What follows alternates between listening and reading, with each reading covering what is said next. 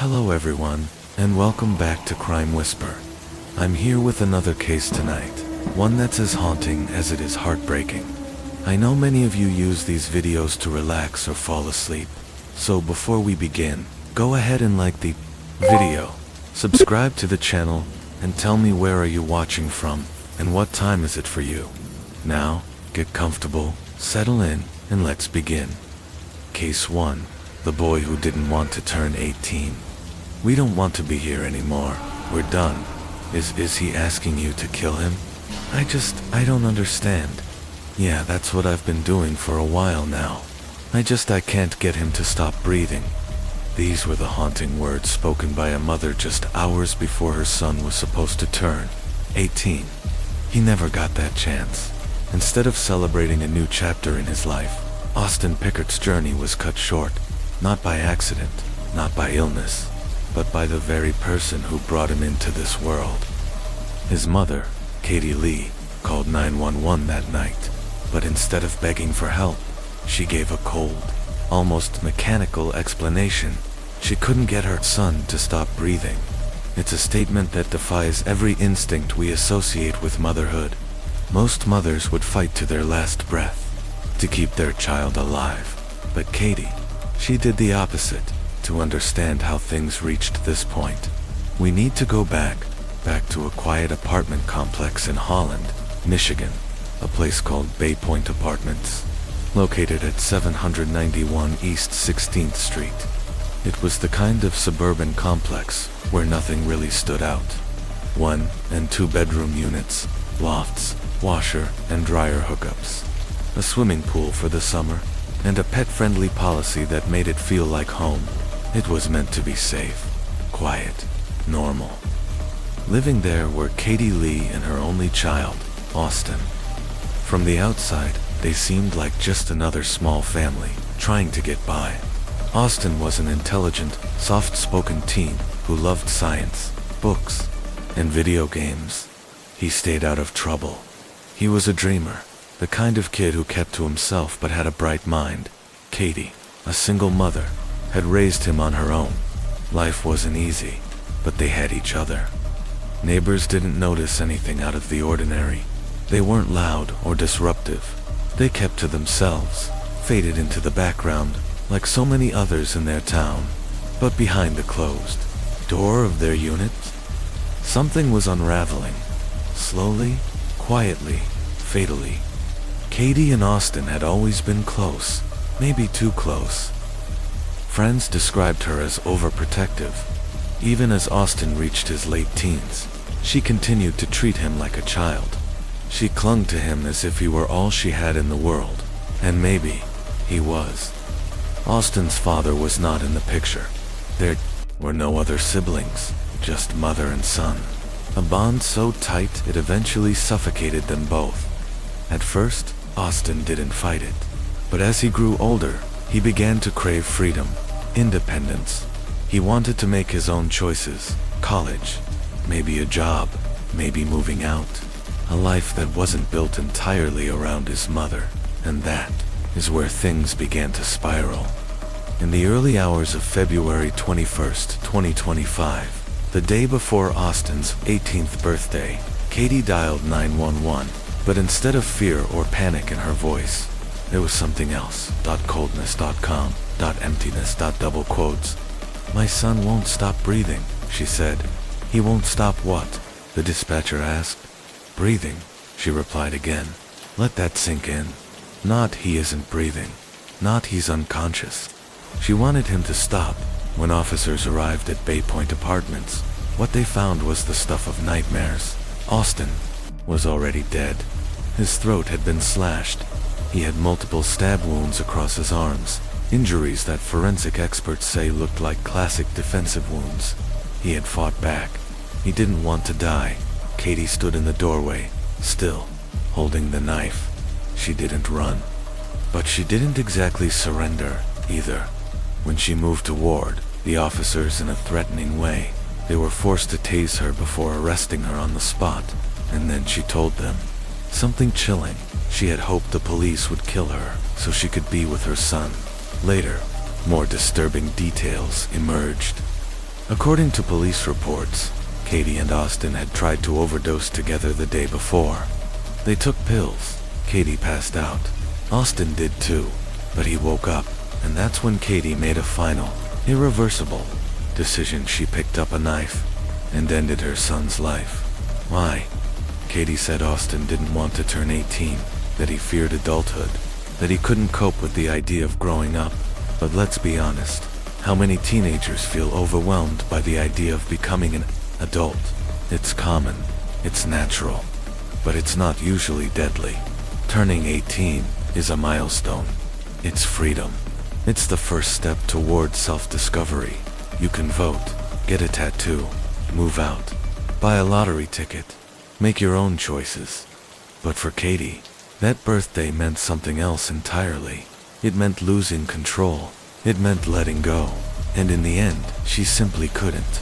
Part 2 of Austin Pickard case. If Katie Lee's claims were true, it would mean her son Austin had been suicidal. But had he really begged his mother to help him stop breathing? Or was that just her twisted way of justifying the unthinkable? And even if he had been struggling with suicidal thoughts, why wouldn't a mother seek help? Why wouldn't she call a crisis line, take him to the ER, beg someone to intervene? Why didn't she do everything in her power to protect him, instead of becoming the person he needed protecting from? The pieces of this puzzle just don't fit. And in the days following the murder, those pieces only became more fractured. The first court appearance 4 days later, Katie Lee was brought before a judge. Her face was streaked with tears. Her body shook. Her sobs echoed through the courtroom as though the reality of what she had done was only just settling in. For the full 10-minute hearing, she wept uncontrollably, gasping between sobs, shoulders trembling, mouth barely forming coherent words. "Good afternoon. Are you Katie Austin Lee? Yes? Can you hear me all right, Miss Lee? Yes?" That was Judge Bradley Gano, addressing her from the district court in Holland, Michigan. The case file was 2516105Y. But if Katie believed her tears would earn her compassion, she was wrong. Judge Bradley Knoll, overseeing her bond hearing, remained unmoved. His expression was flat, his demeanor cold. He showed no signs of sympathy, no flicker of softness, and his ruling came quickly. No bond. Katie Lee would not be walking free, not now, and likely not for a very long time. Behavior at the crime scene * perhaps. The judge's decision had something to do with Katie's behavior when officers first arrived at the scene. She hadn't dropped the weapon. She hadn't fallen to her knees in surrender. Instead, she allegedly threatened the responding officers, still gripping the blood-stained knife, refusing to cooperate. Her grief and her rage spilled out violently, forcing law enforcement to tase her into compliance. Even in the courtroom, her defiance hadn't fully faded. At first, she refused legal representation, declining help from the public defender's office, as if she could somehow face this case alone. But the weight of her situation eventually sank in. After several whispered urgings and quiet pleas from court-appointed staff, she gave a hollow nod and agreed to accept counsel. It was her only real option. The shocking turn, her family's support, but the most surprising moment didn't come from Katie. It came from the gallery as the judge finalized the hearing. Preparing to move forward with the case, voices rose from the back of the courtroom, voices belonging to Katie's family. "We love you, Katie." They were still standing by her, still showing support, even after everything. It was a moment that left many in disbelief. How do you continue to love someone who has done something so horrifying? Is it denial? Is it unconditional love? Or is it something darker, a refusal to accept reality? The charges and legal road ahead. Katie Lee is now facing an open murder charge. That means it's up to a jury to decide the degree of her guilt. If they believe she acted with intent, if they believe this was planned, she'd be convicted of first-degree murder, a charge that could carry life in prison. If they decide it was impulsive, a crime of passion or panic, she may be convicted of second-degree murder, which also carries serious consequences. Either way, the outcome remains the same. Austin is gone, and Katie will face the full weight of the law. On top of that, she's also facing charges for resisting and obstructing officers, a nod to the chaotic, violent scene she left behind when law enforcement arrived. A trial date hasn't yet been set, but when it does happen, this won't be just another line in a legal docket. This trial will be remembered. It will be long, painful, unforgettable, not just for the family, but for the broader public still trying to wrap their heads around what happened. The unanswered questions. Austin's friends are still grieving, still stunned. His extended family is now forced to live with a trauma they never could have imagined. And true crime followers, people who hear about cases like this all the time, are still shaken by this one, because no matter how many stories you hear about parents harming their children, this one feels different. This one feels personal, and the question that lingers over all of it is, why? Why would Katie Lee do this? Possible motives: mental illness, money, mercy. The explanation she reportedly gave, that Austin didn't want to live past 17, is horrifying. It's the kind of statement that makes you stop and replay it in your mind, just to make sure you heard it right. But no evidence has emerged suggesting Austin struggled with depression. No close friends or relatives have come forward to say he ever mentioned suicide. If anything, he seemed like a kid with a future. He loved science. He loved space. He had dreams. So what happened? Was it about money? Investigators always say, follow the money. Was there a life insurance policy? Some financial motive? There's been no confirmation of that, at least, not yet. But people have killed for far less. Or was it something even more terrifying? Was Katie suffering from a mental illness? Was she gripped by delusions? Did she believe she was saving him? There have been other cases, tragic ones, where people with severe psychosis genuinely believed that killing their loved one was an act of mercy. Did Katie believe she was protecting Austin from adulthood? And what about drugs? Could she have been under the influence that night? That might explain the erratic behavior, the knife, the resistance, the incoherent statements. But here's the truly chilling part. So far, no toxicology reports have confirmed drug use, which means she may have done this completely sober. No drugs, no alcohol, just a conscious decision, clear-headed, deliberate. Final, the family's Roland. Then there's Katie's family, still supporting her. How do you look at someone who killed their child and still say we love you? Is it because they refuse to believe she did it? Or is it a desperate attempt to hold on to who she used to be?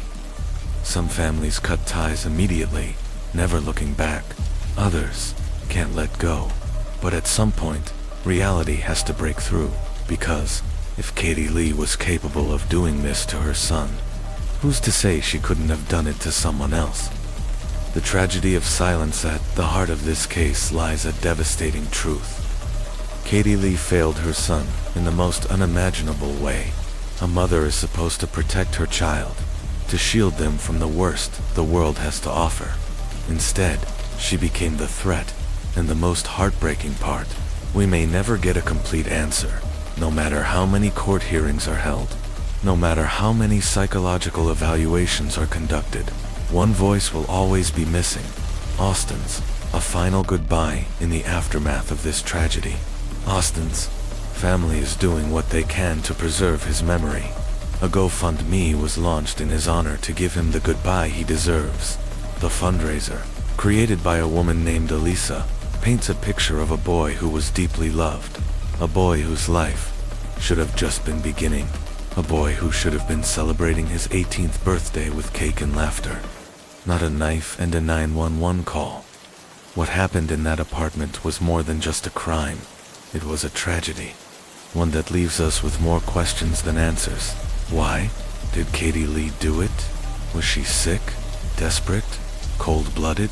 Or was this something even darker? A need for control, a fear of abandonment, a refusal to let her son go. We may never know for sure, but one thing is certain, Austin Pickard deserved better. You've been listening to Crime Whisper. If this story moved you, share your thoughts in the comments below. What do you think happened that night? And as always, thank you for being here, even for the darkest whispers. Until next time, sleep safe.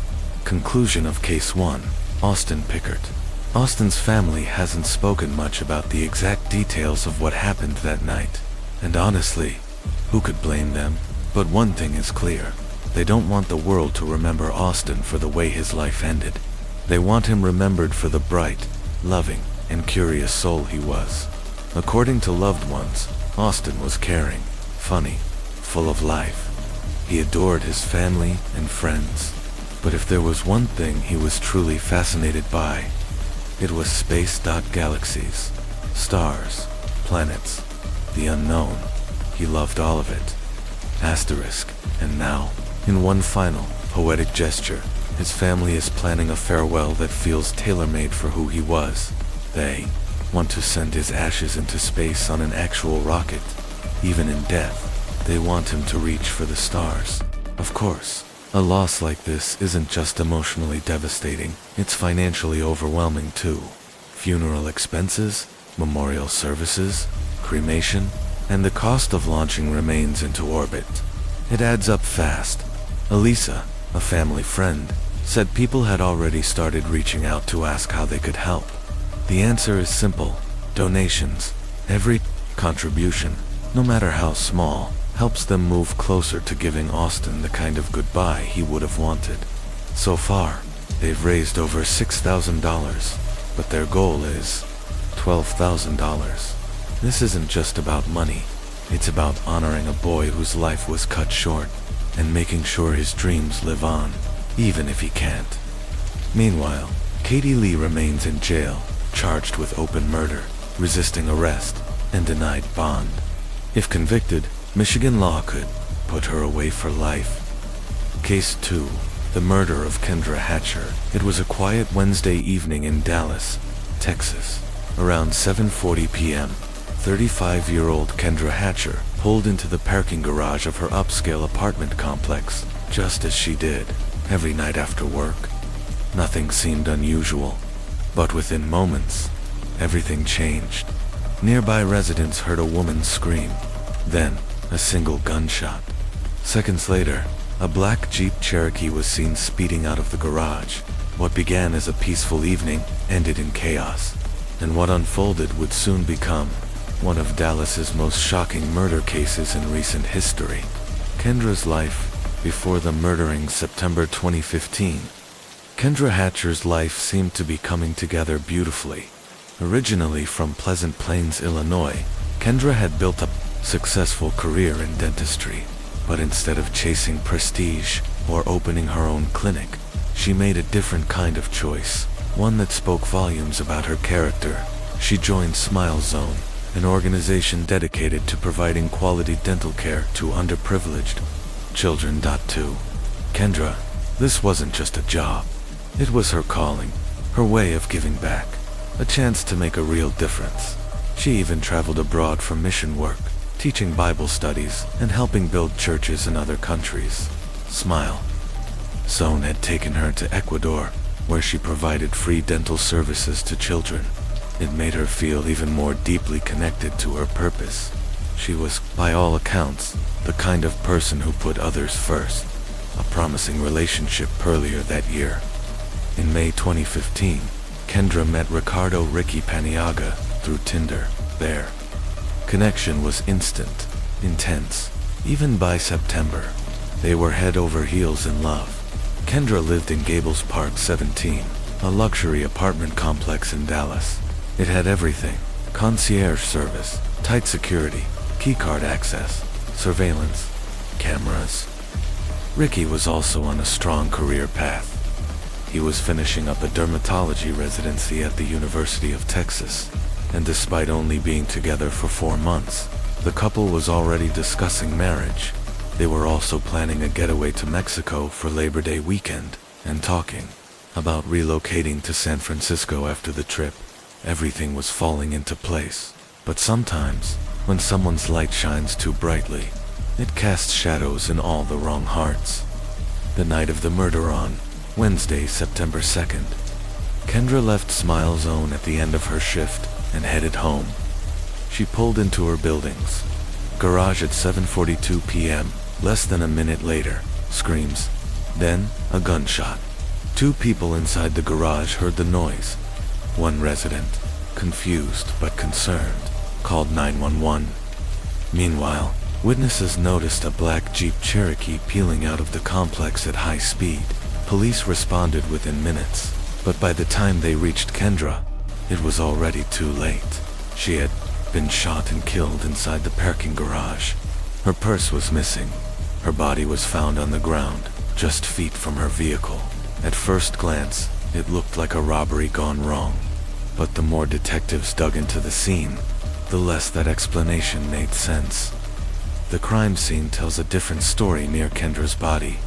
Investigators found bullet fragments and a handgun magazine, but there were other disturbing clues.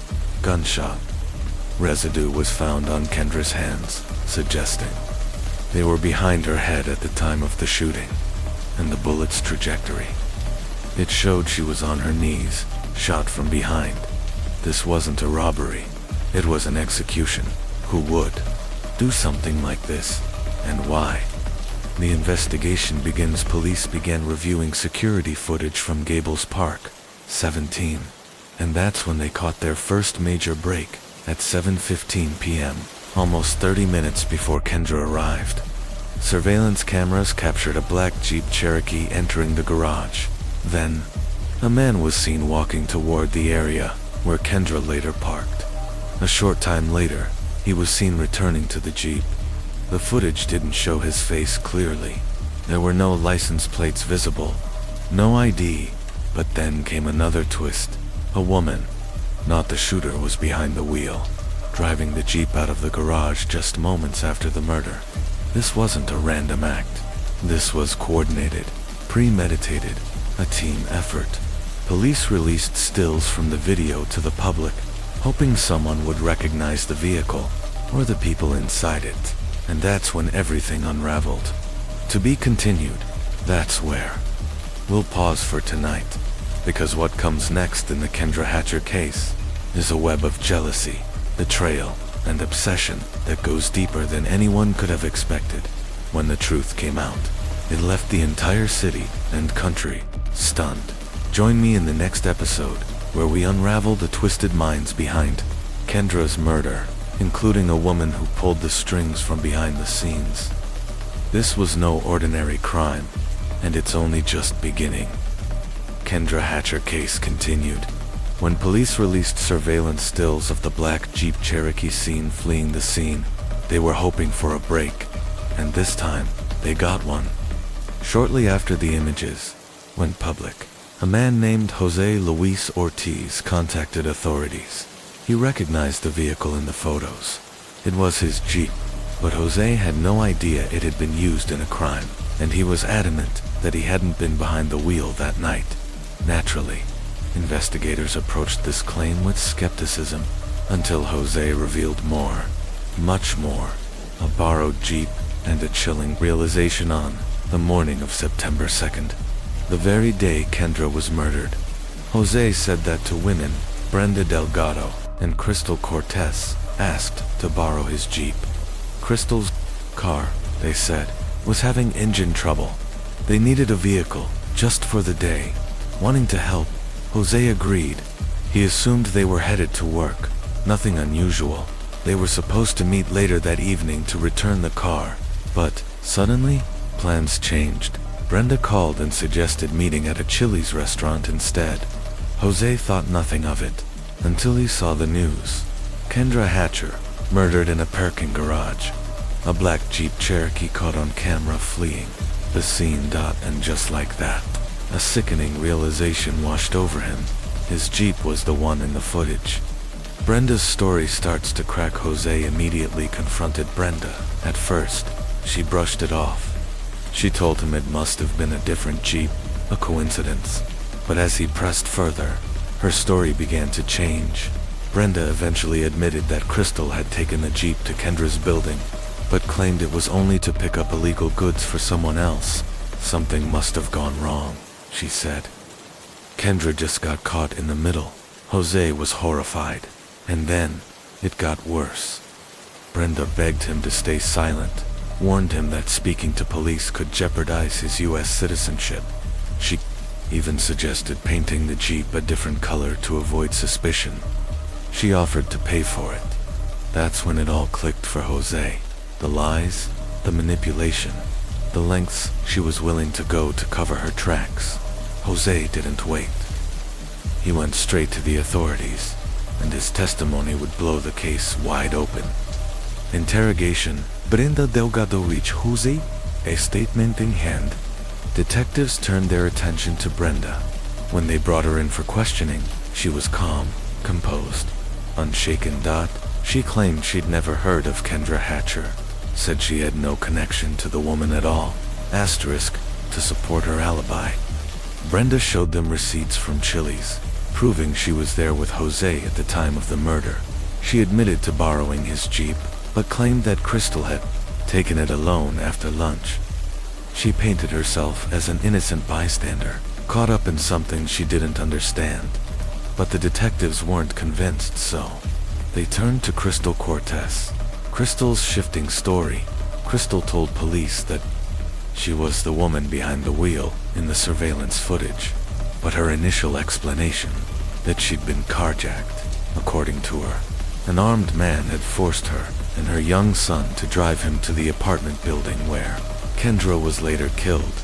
But it didn't take long for that story to fall apart. Surveillance footage showed no child in the Jeep, no signs of a struggle. Pressed by investigators, Crystal folded. The lies were crumbling. This time, she told a different story. She admitted she did drive the man to the building, but claimed she believed it was only a robbery. She thought she was doing a favor, nothing more. And then, she dropped a bombshell. The entire thing, the planning, the target, the motive had been orchestrated by one person, Brenda Delgado. A jealous obsession. According to Crystal, Brenda had become consumed by jealousy. She couldn't handle the fact that Ricky Paniagua, her ex-boyfriend, had moved on, and not just with anyone, but with someone as beautiful, kind, and successful as Kendra Hatcher. It wasn't just heartbreak, it was obsession. Crystal said Brenda first approached her just 2 weeks after they met, asking if she would help get rid of Kendra permanently, and Crystal, instead of walking away, agreed. From that point on, Brenda's fixation spiraled. She stopped showing up for work. She started tracking Ricky's movements. She even hacked into his email, where she read everything. Messages between him and Kendra, vacation plans, talk of moving in together. Kendra wasn't just Ricky's new girlfriend. To Brenda, she was living the life that should have been hers. She told Crystal she felt like an outsider had stolen her future, that Kendra was pretending to be her dot, and Brenda couldn't take it. A plot takes shape before she ever recruited Crystal. Brenda had already tried to involve someone else. She allegedly approached her own cousin, asking if he'd be willing to attack Kendra with a baseball bat. Thankfully, he refused. But Brenda didn't stop there. She began exploring other ways to make Kendra disappear until she landed on a deadly solution. To be continued. What Brenda Delgado did next would take the case from tragic to terrifying. In the next episode of Crime Whisper, we follow the chilling trail of manipulation, how Brenda found a hitman, how Crystal helped arrange the murder, and how a once promising life was cut short by a woman who couldn't let go. Part 3. The obsession that turned deadly. The murder of Kendra Hatcher. Ricky Paniagua had unknowingly become the center of someone else's dangerous obsession. To Brenda Delgado, he wasn't just an ex, he was hers, and no one, not even someone as kind and accomplished as Kendra Hatcher, had the right to take him away. In Brenda's mind, Kendra was the only thing standing in the way of getting Ricky back, and if something happened to her, maybe he'd return. The obsession twisted further. It became violent, and the worst was still ahead. Multiple plans. One terrifying goal. Before anything was set in motion, Brenda approached a close friend named Jennifer Escobar. She confided in her, told her she wanted Kendra harmed, not killed, just incapacitated. Brenda's idea: if Kendra ended up in a coma, Ricky might come back to her during her recovery. Jennifer was horrified. She refused, but instead of backing down, Brenda escalated her plan. Now she proposed something darker, a lethal injection. She even offered Jennifer a car, $2,000, and the chemical agent to do the job. Jennifer turned her down again, and this time, she walked away for good. A new ally emerges, but Brenda wasn't done. She still needed someone who would say yes. That's when she met Crystal Cortez, a struggling single mother trying to make ends meet. Crystal admired Brenda. She had a stable job, her own apartment, and seemed put together.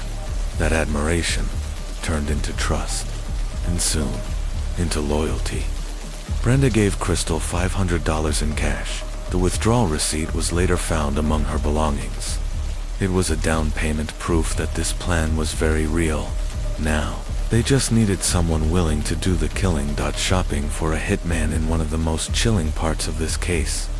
Brenda and Crystal began driving through Crystal's neighborhood, asking random people if they were willing to commit murder for hire. They were literally shopping around for a hit in broad daylight. Most people said no, until they met Christopher Love, a 31-year-old man with a criminal history. Not only did he agree to the job, but he helped them settle on the weapon, a firearm. It would be clean, quick, final. In exchange, Brenda promised him cash, drugs, and even connections to a drug cartel.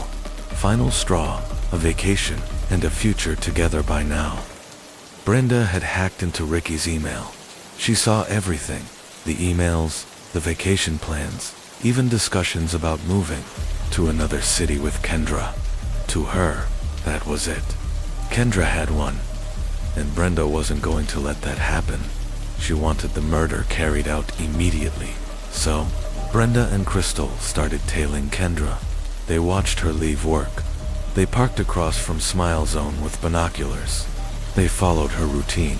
They even figured out how to enter the secured parking garage by simply trailing behind a resident. Everything was falling into place. The rehearsal and the execution. In September 1st, the trio ran a dry run. The very next day, September 2nd, they put the plan into action. Brenda borrowed Jose Ortiz's Jeep again. They picked up Christopher.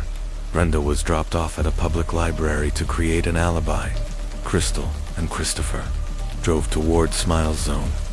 Crystal briefly left to pick up her son and nephew from school, then dropped them at her grandmother's.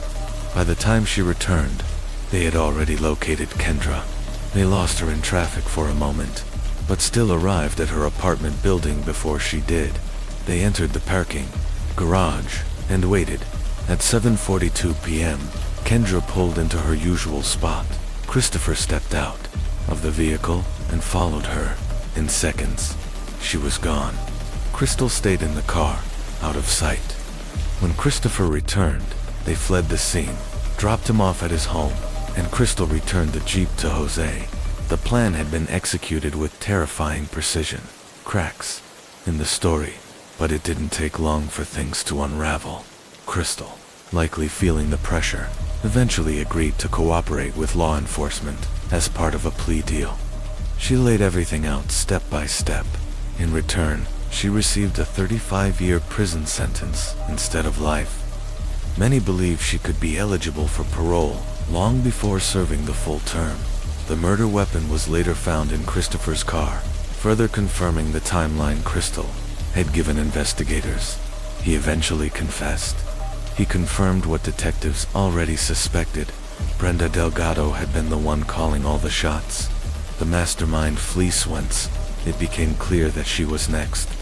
Brenda fled the country for 7 months. She was on the run, a fugitive. She was eventually added to the FBI's 10 most wanted list. $1 100,000 reward was offered for information. And finally, in April, she was located and arrested in Mexico. To ensure her extradition, U.S. officials agreed not to seek the death penalty. Back on American soil, Brenda pleaded not guilty. She claimed she had an alibi. She stuck to her story. But the jury wasn't buying it. They saw through the deception. Brenda Delgado was convicted of orchestrating Kendra Hatcher's murder. She was sentenced to life in prison, without the possibility of parole. A life stolen, a legacy remembered. The most heartbreaking part of this entire case. Kendra Hatcher never even met the people who killed her. She had never spoken to them, never crossed them, never wronged them. She was simply the victim of another woman's envy. Jealousy, when left unchecked, has the power to twist hearts and poison minds. Most people grieve and move on, but Brenda chose destruction over healing, and now she'd pay with the rest of her life. Kendra was so much more than a victim. She was a talented dentist, a missionary, a woman of compassion and faith, a daughter, a sister, a partner. Her life was stolen far too soon, but her memory endures. Her friends and family have made it their mission to remember her not for the way she died, but for the way she lived. Outro Crime Whisper style. If you're still with me, thank you for listening. If you're lying down, drifting off, let yourself rest easy knowing that justice, while slow, did arrive. But justice doesn't bring people back. It just tries to balance the scale a little. Asterisk, be sure to like the video if this story moved you. Subscribe to Crime Whisper for more true crime told with care, detail, and calm. And tell me, what would you have done if you were in Jennifer's place? Let's talk in the comments. Until next time, sleep gently and stay safe. Part 4. The tragedy at Harvey Nichols. The murder of Claire Burnell. Claire Burnell had always dreamed of working in beauty. She loved makeup, especially theatrical makeup, and had a gift for making others feel radiant. So when a position opened up at the prestigious Harvey Nichols department store in London, she jumped at the chance. Known for its luxury brands and elite clientele, Harvey Nichols felt like the perfect fit. Claire walked into her interview, prepared and hopeful. She called her close friend Adam Ward beforehand, full of nerves, doubting herself like she always did, even though she consistently gave everything her best. Adam reassured her, "That's just you, Claire. You're enough." He was right. She got the job. A new chapter in London soon after. Claire moved into a shared flat in South London, starting fresh in a city she had always admired. She quickly thrived. Customers adored her. Colleagues respected her. Her quiet drive, humility, and natural warmth made her stand out. She wasn't just good at her job, she made every woman who walked up to her counter feel seen, heard, and beautiful. A birthday to remember, a nightmare to come in. July 2005. For her 22nd birthday, Claire and her mom Tricia took a 5-day trip to Florence, Italy. They laughed, explored, and made memories Tricia would later treasure more than anything. To her, it was one of the happiest moments in her daughter's life. Just 2 months later, that joy would be replaced by a nightmare. September 13th, 2005. The moment everything changed was a typical Tuesday evening at Harvey Nichols. Claire was nearing the end of her shift. She smiled at her colleague Victoria Daniels from across the counter, a simple smile, as if to say, "Almost done." Then everything fell apart. A man approached Claire. There was something dark in his hand. Bung, bung, bung. 5 shots rang out through the store. Panic, screaming, chaos stopped by the time police arrived. The silence was deafening. There on the floor lay 2 people. One was Claire Burnell. The other was the gunman who had turned the weapon on himself. His name was Michael Peck, a 30-year-old security guard who worked at Harvey Nichols. A familiar name, a haunting question when police informed Claire's mother, Tricia, of what had happened. She was inconsolable, and the first words through her sobs were chilling. It was Michael, wasn't it? Asterisk, everyone knew his name. The family, the staff, even law enforcement. But no one had been able to stop him. Now, Claire, just 22 years old, was gone. And all because someone she had once gone on 3 dates with refused to let go. The warning signs were there. Claire had first met Michael Peck earlier that year. He was originally from Slovakia, had served in the military, and had previously worked as a security guard for the US Embassy. By the time he came to Harvey Nichols, he was living in North London, recently separated, and rebuilding his life. When he met Claire, he became quickly attached. They chatted casually, and in January 2005, he asked her out. They went on 3 dates over the course of 3 weeks. Claire's mother never had a good feeling about him. He was older, recently out of a relationship, and came across as intense. Claire, on the other hand, wasn't especially invested. She liked the attention, but didn't feel the same connection. Michael, however, became infatuated almost immediately. He declared his love. He demanded her time. And when Claire pulled back, the obsession began. Obsession turns dangerous. After returning from a trip to Slovakia, Michael asked Claire to pick him up from the airport, then pressured her to let him stay at her place. She calmly refused, walking him to the train station and explaining it was over. But Michael refused to accept it. He started calling non-stop. When Claire didn't answer, he showed up outside her home. Neighbors heard him yelling, waiting for hours, until finally, a roommate confronted him and told him to leave. Claire hoped that was the end of it, but the next day, he was back. This time, with flowers. He followed her to work, pleaded with her for another chance. 50 calls a day, and a chilling threat. Michael's harassment escalated quickly. He bombarded her with up to 50 calls a day, voicemails filled with delusions and rage. "Tomorrow's our anniversary," one message said. "How should we celebrate?" And then, the most terrifying, "If I can't have you, no one will." Claire changed her number. Michael found a new one. He used coworkers to try and get her to speak with him. At work, he stared at her from behind glass or mirrors. He cornered her. Once, he pinned her against a wall, shouting, "You love me too, admit it."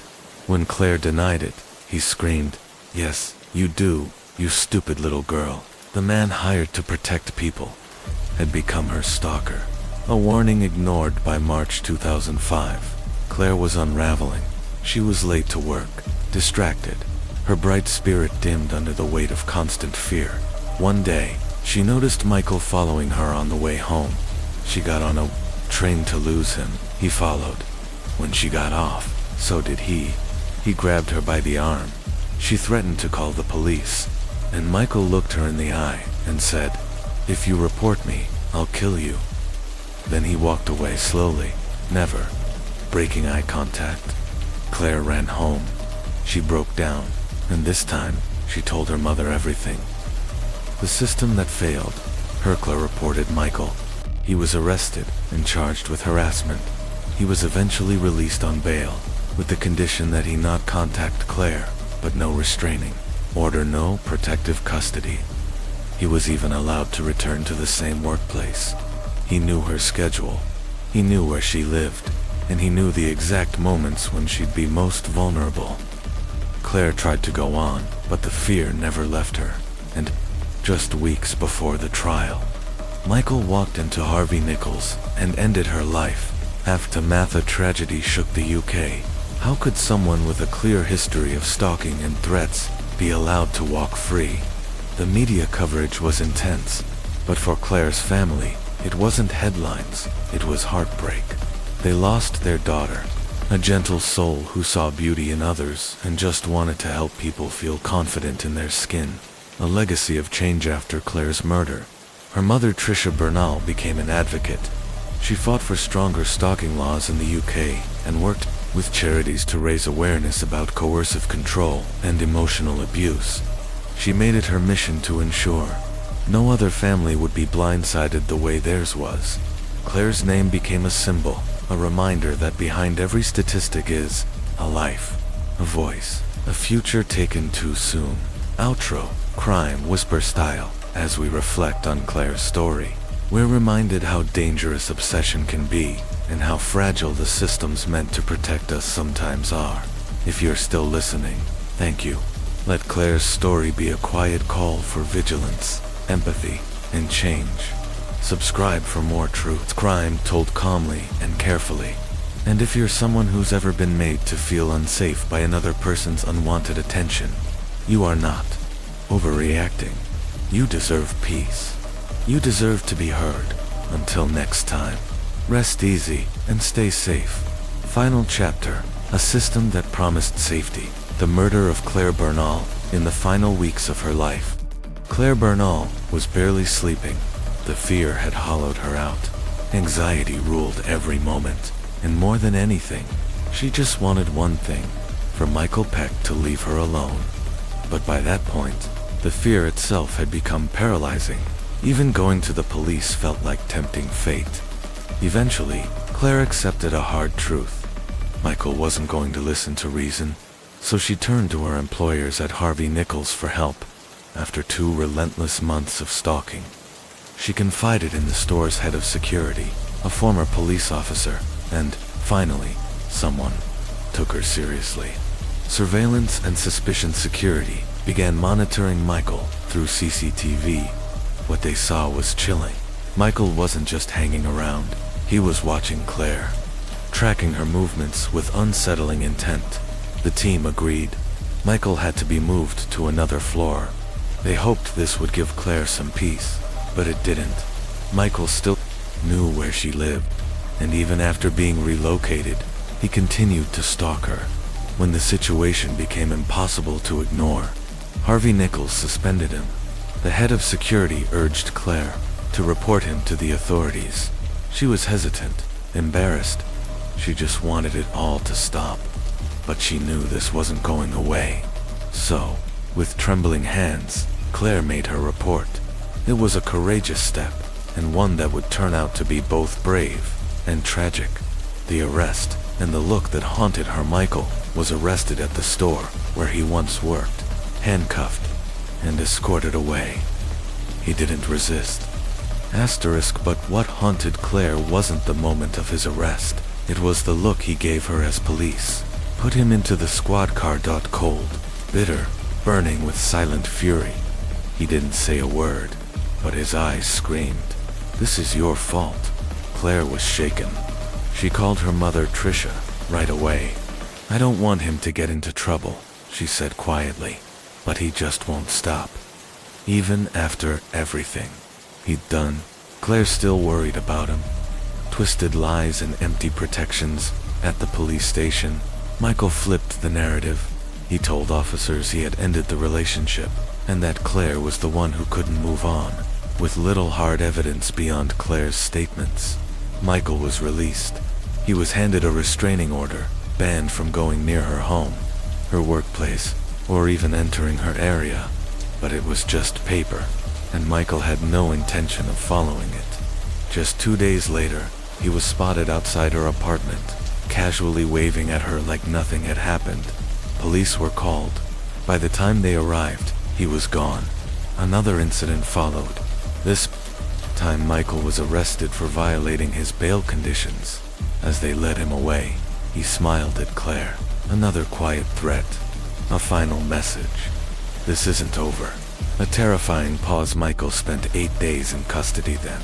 Despite repeated violations and escalating behavior, he was released again, this time while the court prepared a pre-sentencing report. His next court date was set for September 21st. He was still banned from contacting Claire, but the decision to let him walk free again left everyone stunned. Why release someone who had already proven he wouldn't follow the rules? Maybe Claire's gentle nature caused some officials to underestimate the danger. Maybe they didn't want to believe someone like Michael was capable of what came next. Either way, it was a deadly mistake. Michael disappears, and a mother-daughter farewell. After his second release, Michael vanished. He flew to Slovakia, supposedly to visit family. In truth, He was there for something far more sinister, firearms training, while Claire and her mother Tricia were making memories on a beautiful trip to Florence. Michael was preparing for something unspeakable. He acquired a firearm and somehow smuggled it back into the UK without detection. A guilty plea, but still no closure. On August 31st, the day of his hearing, Claire braced herself. The idea of seeing Michael in court filled her with dread, but just hours before she was due to testify, Claire received a call. Michael had entered a guilty plea. There would be no trial. On paper, that was good news. But to Claire, it felt incomplete. Despite the plea, Michael was allowed to remain free until sentencing set for September 21st. And that meant 3 more weeks of fear. The calm before the horror at first. Those weeks were quiet. No calls. No sightings. No Michael. Claire started to feel like herself again. She smiled more, laughed, almost believed it might finally be over. But what she didn't know was this. Michael hadn't stopped stalking her because he'd moved on. He'd stopped because he was waiting. September 13th, 2005, a day of silence and gunfire that evening. Near closing time at Harvey Nichols, Michael snuck into the building, likely through a rear entrance. He may have been under the influence, fueled by rage, delusion, or both. He approached Claire at the beauty counter, the place where she had once flourished, where she made women feel beautiful, and then 4 shots, all at Claire. She died instantly. Seconds later, Michael turned the gun on himself. Customers and co-workers, frozen in horror, watched it all unfold. A broken family, a broken system. Michael Peck couldn't handle rejection. Rather than accept it, he chose to destroy the life of the woman who said no, and in ending his own life, he stole any chance of accountability or justice. The trauma rippled through Claire's workplace, her friends, and most painfully, her family. Her funeral, held weeks later, was filled with sobs and shattered hearts. A young woman full of light and promise, lowered into the earth. But even in grief, there was conflict. At the inquest, Claire's father, Martin Burnell, criticized the handling of her case and his ex-wife. He claimed Tricia had downplayed Michael's danger, and the police had failed to take proper precautions. Martin revealed Claire had been staying with him toward the end, but hadn't told him just how bad things had gotten. He believed, if she had, things might have ended differently. When Tricia took the stand, she wept. "I put too much faith in the system," she said. "I thought the police had it under control, and that was my mistake." The truth: there was only one person responsible for Claire's death, Michael Peck. But grief doesn't always follow logic. It wounds, it divides, it blames, aftermath, and advocacy in the years that followed. Tricia Burnell refused to let her daughter's story fade. She channeled her pain into purpose, campaigning for stronger stalking laws, better police training, and public awareness of coercive control. She made it her mission to make sure no other family would suffer like hers. Because Claire did everything right, she spoke up. She filed reports. She trusted the system, and the system failed her. Outro Crime Whisper style. Claire Burnell's story is not just one of loss. It's one of warning. It's a reminder that stalking is not romantic. It's not just texting. It's not harmless. It's a red flag, a siren, and when the signs are ignored, the consequences are irreversible. If you're still here, thank you for listening. If you've ever felt unsafe in someone's shadow, please know this. You are not imagining it. You are not overreacting, and you are never alone. Until next time, stay safe, and remember, rejection isn't a crime, but obsession can be. Campaigning for Claire and entering the shadows of Rockdale Township after losing her daughter in a way no parent should ever have to face. Tricia Burnell refused to stay silent. She turned her grief into action, determined that no other family should suffer as hers had. She joined forces with the relatives of other stalking victims and helped launch what would become the Family Justice Center, a support network for those battling stalking and domestic abuse. Together, they pushed for meaningful change. For too long, stalking had lived in a legal gray area, terrifying, but not technically criminal.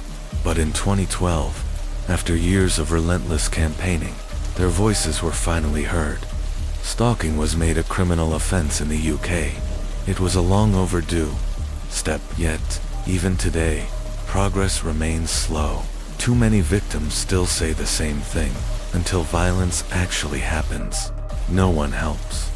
It's in that dangerous silence that predators thrive, where obsession isn't yet labeled a crime, and victims are forced to wait for the worst. Claire Bernal did everything right. She reached out. She reported. She followed the system. And, still, the system failed her. Michael Peck didn't just take her life. He stole her peace, her future, her family's joy, and any chance of closure. Case 4. The Madness of Edward Gingrich, America's first Amish murderer. In the peaceful, old-world community of Rockdale Township, Pennsylvania, violence was unheard of. Among the Amish, simplicity, humility, and peace were sacred. Even disagreements rarely turned heated. But in 1993, that peace was shattered forever, because what unfolded inside a quiet Amish home would not only horrify the local community, it would become one of the most gruesome crimes in Pennsylvania history. A murder so brutal, so unthinkable, that even hardened investigators had to step outside to breathe. And at the center of it was a man no one ever expected. Edward Gingrich, a husband, a father, and the first known Amish man in over 2 centuries to be convicted of murder. But this wasn't just a story of death. It was the story of mental illness ignored, a community unprepared to understand it, and a family that paid the ultimate price. A curious boy in a rigid world, Edward Gingrich was one of 11 children, raised in the strict but nurturing traditions of the Amish faith. In 1983, when Edward was 18, his family moved to Crawford County, Pennsylvania, settling into a conservative Amish enclave where life moved at a pace generations old. While most boys learned farming and carpentry, Edward stood out. He had an uncanny ability with machines, diesel engines, motors, anything mechanical. People started saying, "If it's broken, take it to Ed. He'll fix it better than anyone." But his interests weren't just mechanical, they were modern, and that made the community nervous. He began forming friendships with outsiders, Englishers, something Amish culture strictly One of his closest friends was Dave Lindsay, a non-Amish local, and to Dave, Edward made a shocking confession. "I don't like the Amish way of life." That kind of honesty could get a person shunned, but instead of leaving the faith, Edward did what was expected. He got married, the marriage that should have saved him. Her name was Katie Shetler, the daughter of a respected Amish elder. Their courtship had raised eyebrows. Katie was considered too good for Edward. He was seen as reckless, rebellious, unstable, but tradition won out. In 1986, on a rainy afternoon, Edward asked Katie to marry him. By 1987, they were husband and wife. They had a son, Danny, named after Edward's father. From the outside, it looked like Edward was settling into life, but beneath the surface, things were unraveling. The first signs Edward began withdrawing, emotionally and physically. He lost interest in work, family, even his own children. He barely spoke. He avoided gatherings. He'd spend hours staring into nothing, muttering under his breath at first. The Amish community tried to help in their way. Quiet support, prayer, togetherness. But Edward wasn't just tired or discontent. He was sick, and in the Amish world, mental illness had no name, no understanding, no language, no treatment. By 1988, the signs were unmistakable. He was dizzy all the time, sleeping for days, and speaking of dark visions. Katie, terrified, sought help. But instead of a doctor, she turned to a local chiropractor, trusted by the Amish. His remedies: toe pulling, foot rubs, molasses to cleanse the blood. The cost, $25. The result, nothing. A flicker of hope, and a plunge into madness despite his worsening condition. Life continued. Katie gave birth to a second son in 1989, then a daughter in 1990. But Edward was fading. He grew emotionally vacant, even refusing to sleep in the same bed as his wife, terrified she'd get pregnant again. He began whispering about demons, answering questions no one had asked, laughing at things no one could hear. By 1991, his body had begun to fail. His hands trembled. His skin turned pale. He looked like a man barely tethered to this world. Then, a devastating setback. While working in his machine shop, Edward was exposed to toxic solvents. The chemicals ravaged his already fragile body and possibly pushed his psychosis over the edge. Descent into darkness. The whispers turned into shouts. He began to argue with invisible figures. Neighbors described hearing him laugh uncontrollably at all hours, then cry, then scream. He began seeing visions, apocalyptic ones. Edward told people God was angry, that his family was in danger, and that something unspeakable was coming. He became obsessed with the idea that Katie was possessed, that she was the root of all evil, and that he had a divine mission to end it. What happens next is among the most grisly and chilling chapters in modern Amish history, and perhaps in true crime itself. But before we continue into the events of that horrific night, take a moment, because this next part, it doesn't leave you. Not tonight, not tomorrow. The madness that took hold, May 18th, 1993, by the spring of 1993. Edward Gingrich was no longer the man anyone recognized. His mind had fractured so deeply that even his body began betraying him. He would shake uncontrollably, his entire frame trembling as if jolted by something unseen.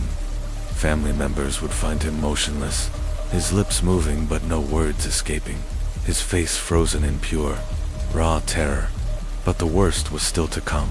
One night, without any warning, Edward dropped to all fours and began racing around the living room like an animal possessed. He wasn't crawling, he was hunting. His mouth opened wide as he howled, a deep, guttural, inhuman sound that chilled everyone in the house. His eyes darted wildly, as if chasing something in the shadows, things no one else could see. Then, in a voice that didn't sound like his own, Edward started raving, screaming about giant rabbits with glowing eyes, watching him from the corners of the room. He insisted they were waiting to strike, waiting to take him. And that wasn't the end of it. His ravings turned darker, more apocalyptic. He spoke of a battle between God and Satan, a war being waged not out in the world, but inside him, for his very soul. His family stood helpless, watching the man they loved descend into a nightmare from which he would never return. They could only pray, but no prayer could touch what had taken root inside Edward Gingrich, a fight for sanity, and the first true medical emergency by 1992. Edward's behavior had become so erratic, so violently unpredictable, that it was no longer safe for him to be left alone with his wife or children. The family finally realized they had no choice. He needed real help, but Edward, paranoid and strong, fought them at every turn. He refused to go voluntarily. It took everything they had to subdue him. They were forced to hogtie him just to get him into the car. When they arrived at the ER, chaos erupted. The moment they freed him, Edward exploded. He lunged at nurses, overturned equipment, and flailed with such violent strength, it took multiple people to restrain him. Only a powerful sedative finally brought him to a halt. Doctors diagnosed Edward with severe psychosis and prescribed antipsychotic medication to stabilize him. And for a time, it worked. The hallucinations faded. The rage dulled. The terrifying presence that had wrapped around his soul like a noose loosened just slightly. But to Edward, The medicine was a prison of its own. He said it made him feel like a zombie, slow, heavy, numb. His thoughts were trapped in syrup. His body felt foreign. So, like so many others before him, Edward made a tragic choice. He stopped taking the medication. The final spiral by early 1993. Edward was falling fast. His delusions had become doctrine. His paranoia was no longer abstract. It had names, faces, enemies. Katie, the woman he had married and fathered children with, was no longer his wife in his eyes. She was the devil, an agent of darkness sent to destroy him. In March, as a final act of desperation, Katie took him to Jacob Troyer, a respected Amish healer, known for his faith and herbal wisdom. But even Troyer was shaken. "Your husband has a mental problem," he said flatly. "Take him to a hospital. I'm afraid of suicide. Goodbye, and good luck." But Katie didn't take him to the hospital. Maybe it was fear, maybe it was denial, or maybe it was just the Amish way to turn. Inward, not outward. The next morning, instead of a doctor, Edward was taken to a chiropractor. He received a scalp massage, some liver pills, and was sent home. A man on the edge of total collapse had been handed a head, rub and digestion tablets, the role of the outsider's Edward. As few friendships outside the Amish world weren't any safer. One in particular, David Lindsay, a born-again Christian, believed he was helping Edward find salvation, but what he gave him was spiritual fuel for a crumbling mind. David preached that unless Edward rejected the Amish and was saved in Christ, he would burn in hell. Others echoed the same warning. To Edward, already paranoid, it sounded like confirmation. His family, his wife, his children, they were holding him hostage. Spiritual captives, keeping him from God. And it was then, in that volatile mix of untreated psychosis, spiritual confusion, and isolation, that something inside him broke. The morning of May 18th, 1993. It was a quiet morning. Katie was in the kitchen, going about her routine. Edward watched her. Something inside him began to unravel. Without warning, he struck. His fist slammed into Katie's face with brutal force. She collapsed to the floor. "I am the devil," he screamed. Katie, battered and terrified, turned to their 6-year-old son. "Run. Get Uncle Dan." Danny ran, his little legs pounding down the graveled path to his uncle's home. When he got there, gasping for breath, he could barely speak. "Daddy isn't well," he said. Don had seen Edward's episodes before, but this time, something in Danny's voice chilled him. This was different. This was death. The scene that shattered a community. Dan raced back to the house. But what he walked into was a nightmare. Edward was on top of Katie, raining down blows with terrifying force. Fists to her face, over and over again. Blood sprayed the walls, the ceiling, the floor. Bones cracked beneath the assault, their sound sharp and sickening. Katie's face, by the time it was over, was no longer a face. Paramedics later said she was unrecognizable. Dan stood frozen. He wanted to stop it, to pull Edward off. But what stood in front of him was no longer his brother. It was a monster. Then Edward stood, stomped his boot down on Katie's face, and crushed what remained. Dan turned and ran. And ask yourself, would you have done anything different? Would you have tried to stop him? Or would fear have held you in place, just like it did him? Drop your thoughts in the comments, because the horror wasn't over. The unimaginable Edward stood still for a moment. Then, with disturbing calm, he walked to the corner, slipped on his heavy work boots, and returned to his wife's shattered body. And then he stomped again, and again, and again, until her skull was nothing but a mixture of blood, bone, and pulp. But even that wasn't enough. With chilling focus, Edward removed Katie's clothing. Then he walked to the kitchen and retrieved a steak knife. With blood still on his hands, he plunged the blade into her abdomen, dragging downward in a single, horrifying motion. He reached inside her, and what he did next is almost too horrific to say aloud. The aftermath, what madness left behind, defied all human logic, all morality, all comprehension. After beating his wife to death, Edward Gingrich did something no one could have ever imagined. Not in the quiet Amish town of Rockdale. Not anywhere. He began to pull her apart, organ by organ, her heart, her lungs, her liver, her kidneys, her spleen, her intestines, all removed, one by one. Each still warm, still dripping with blood, carefully laid out beside her in a chilling, methodical display.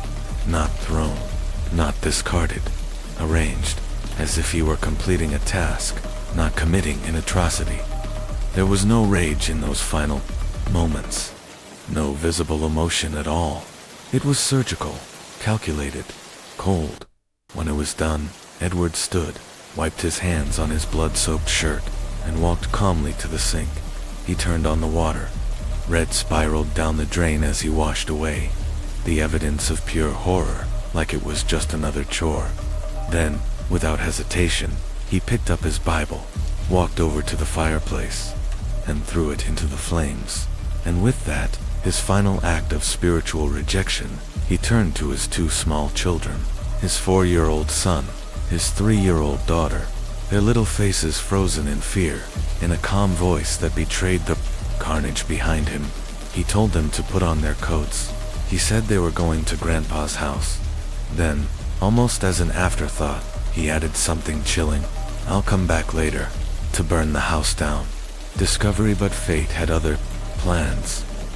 Unknown to Edward, emergency crews were already on alert. The dispatcher had received a warning. The situation at the Gingrich home was dangerous. A mentally disturbed man was possibly killing his wife. Assistant Fire Chief Andrew McLeod immediately recognized the name. He had been to that home before. Roughly a year earlier, he had witnessed Edward during one of his violent, psychotic episodes, howling like a wild animal, spitting, cackling, resisting his own family as they tried to restrain him. He remembered what Edward had whispered during that episode. "My heart is loose. I'm drowning on the inside."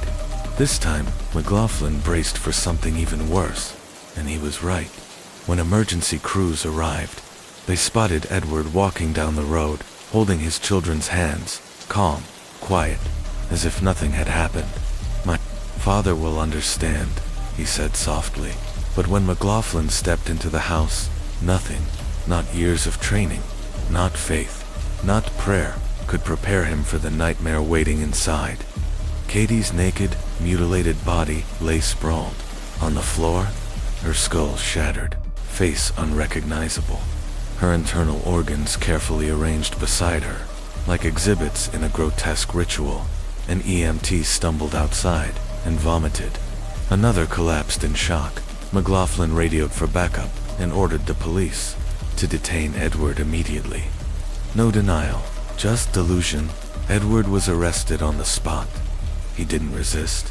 He freely admitted he had killed his wife, not with shame or rage, but with a kind of numb detachment, like he was reciting a list. At the station, when officers asked him to remove his boots and coat for evidence, something fell to the floor.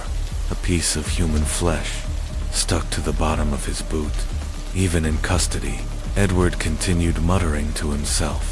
One phrase stood out. "For some reason, I think we could still save her." Too late for help after his arrest. Doctors finally put a name to Edward's condition: paranoid schizophrenia. The diagnosis came far too late. Too late to save Katie. Too late to undo the terror that had engulfed their family. Neither the prosecution nor defense ever disputed that Edward had murdered his wife. That was undeniable. The real question was, why? His defense attorney, Donald Lewis, painted a portrait of a man at war with himself, a soul in torment, trapped between faith, madness, and rejection. Edward had begged for help to his father, his wife, his brothers. He described constant, blinding headaches. He feared God had abandoned him. He felt something evil crawling inside him, taking control. But in his world, Madness was misunderstood. Mental illness was not treated. It was prayed over, massaged, medicated with molasses and liver pills. Even hours before the murder, Edward had visited his chiropractor, the same man who had treated him for 6 months, never once seeing the monster bubbling beneath his skin. The trial in 1994. Edward was convicted of involuntary manslaughter, but mentally ill. His sentence: 5 years in the prison ward of a psychiatric hospital. The public was outraged. Many believed the sentence was a slap on the wrist, far too lenient for a murder so brutal. Mental health experts warned of the risk if he were ever released. Even some members of his Amish community expressed fear, but others saw something else. Some Amish leaders argued that modern medicine had saved him, that Edward was remorseful and deserved a chance to repent. Some even offered to take him in, vowing to supervise him and guide him spiritually. Release and rejection despite public protest. Edward was released in 1998. He was placed in an Amish mental care facility in Michigan, but after an undisclosed incident, he was quietly transferred to an Indiana facility for Amish individuals with psychiatric needs. Still, Edward longed to go home. He wanted to see his children. He wanted to rebuild his life. Eventually, he returned to Crawford County, but the life he had known no longer existed. While 2 of his brothers and his sons chose to reconcile, the rest of the community did not. Edward was shunned, not just rejected, but erased. In Amish culture, to be shunned is to no longer exist. People don't look at you. They don't speak your name. You are alive, but you are ghosted from the world. His daughter Mary was placed in her grandparents' care. She was forbidden from seeing him. Anyone who tried to associate with Edward risked being shunned themselves. Even his children faced social punishment. When some of them tried to attend a youth prayer meeting, they were arrested for defiant trespass. Desperation turns to kidnapping in April 2007. Edward's desperation boiled over. He and his sons orchestrated the kidnapping of his 17-year-old daughter, Mary, in what many saw as a desperate and dangerous attempt to reclaim the family he had lost. According to an affidavit by her aunt, Clara Gingrich, Mary and Clara were traveling by horse-drawn buggy when Edward's brother, Dan, suddenly jumped onto the wagon and seized the reins. He diverted them toward another brother's property as they approached the barn. Mary's brother took the horses. Inside, where Edward and the rest of the brothers were waiting, Mary was surrounded, cornered. They gave her an ultimatum: leave willingly with your father, or the police will make you. Believing she had no real choice, Mary left. She was missing for 5 days. The last chapter of Edward Gingricher, vulnerable young woman, now 17 years old, had been placed back into the hands of the man who had once torn her life apart. The same man who had brutally murdered her mother in a psychotic frenzy for 5 agonizing days. Mary Gingrich was missing.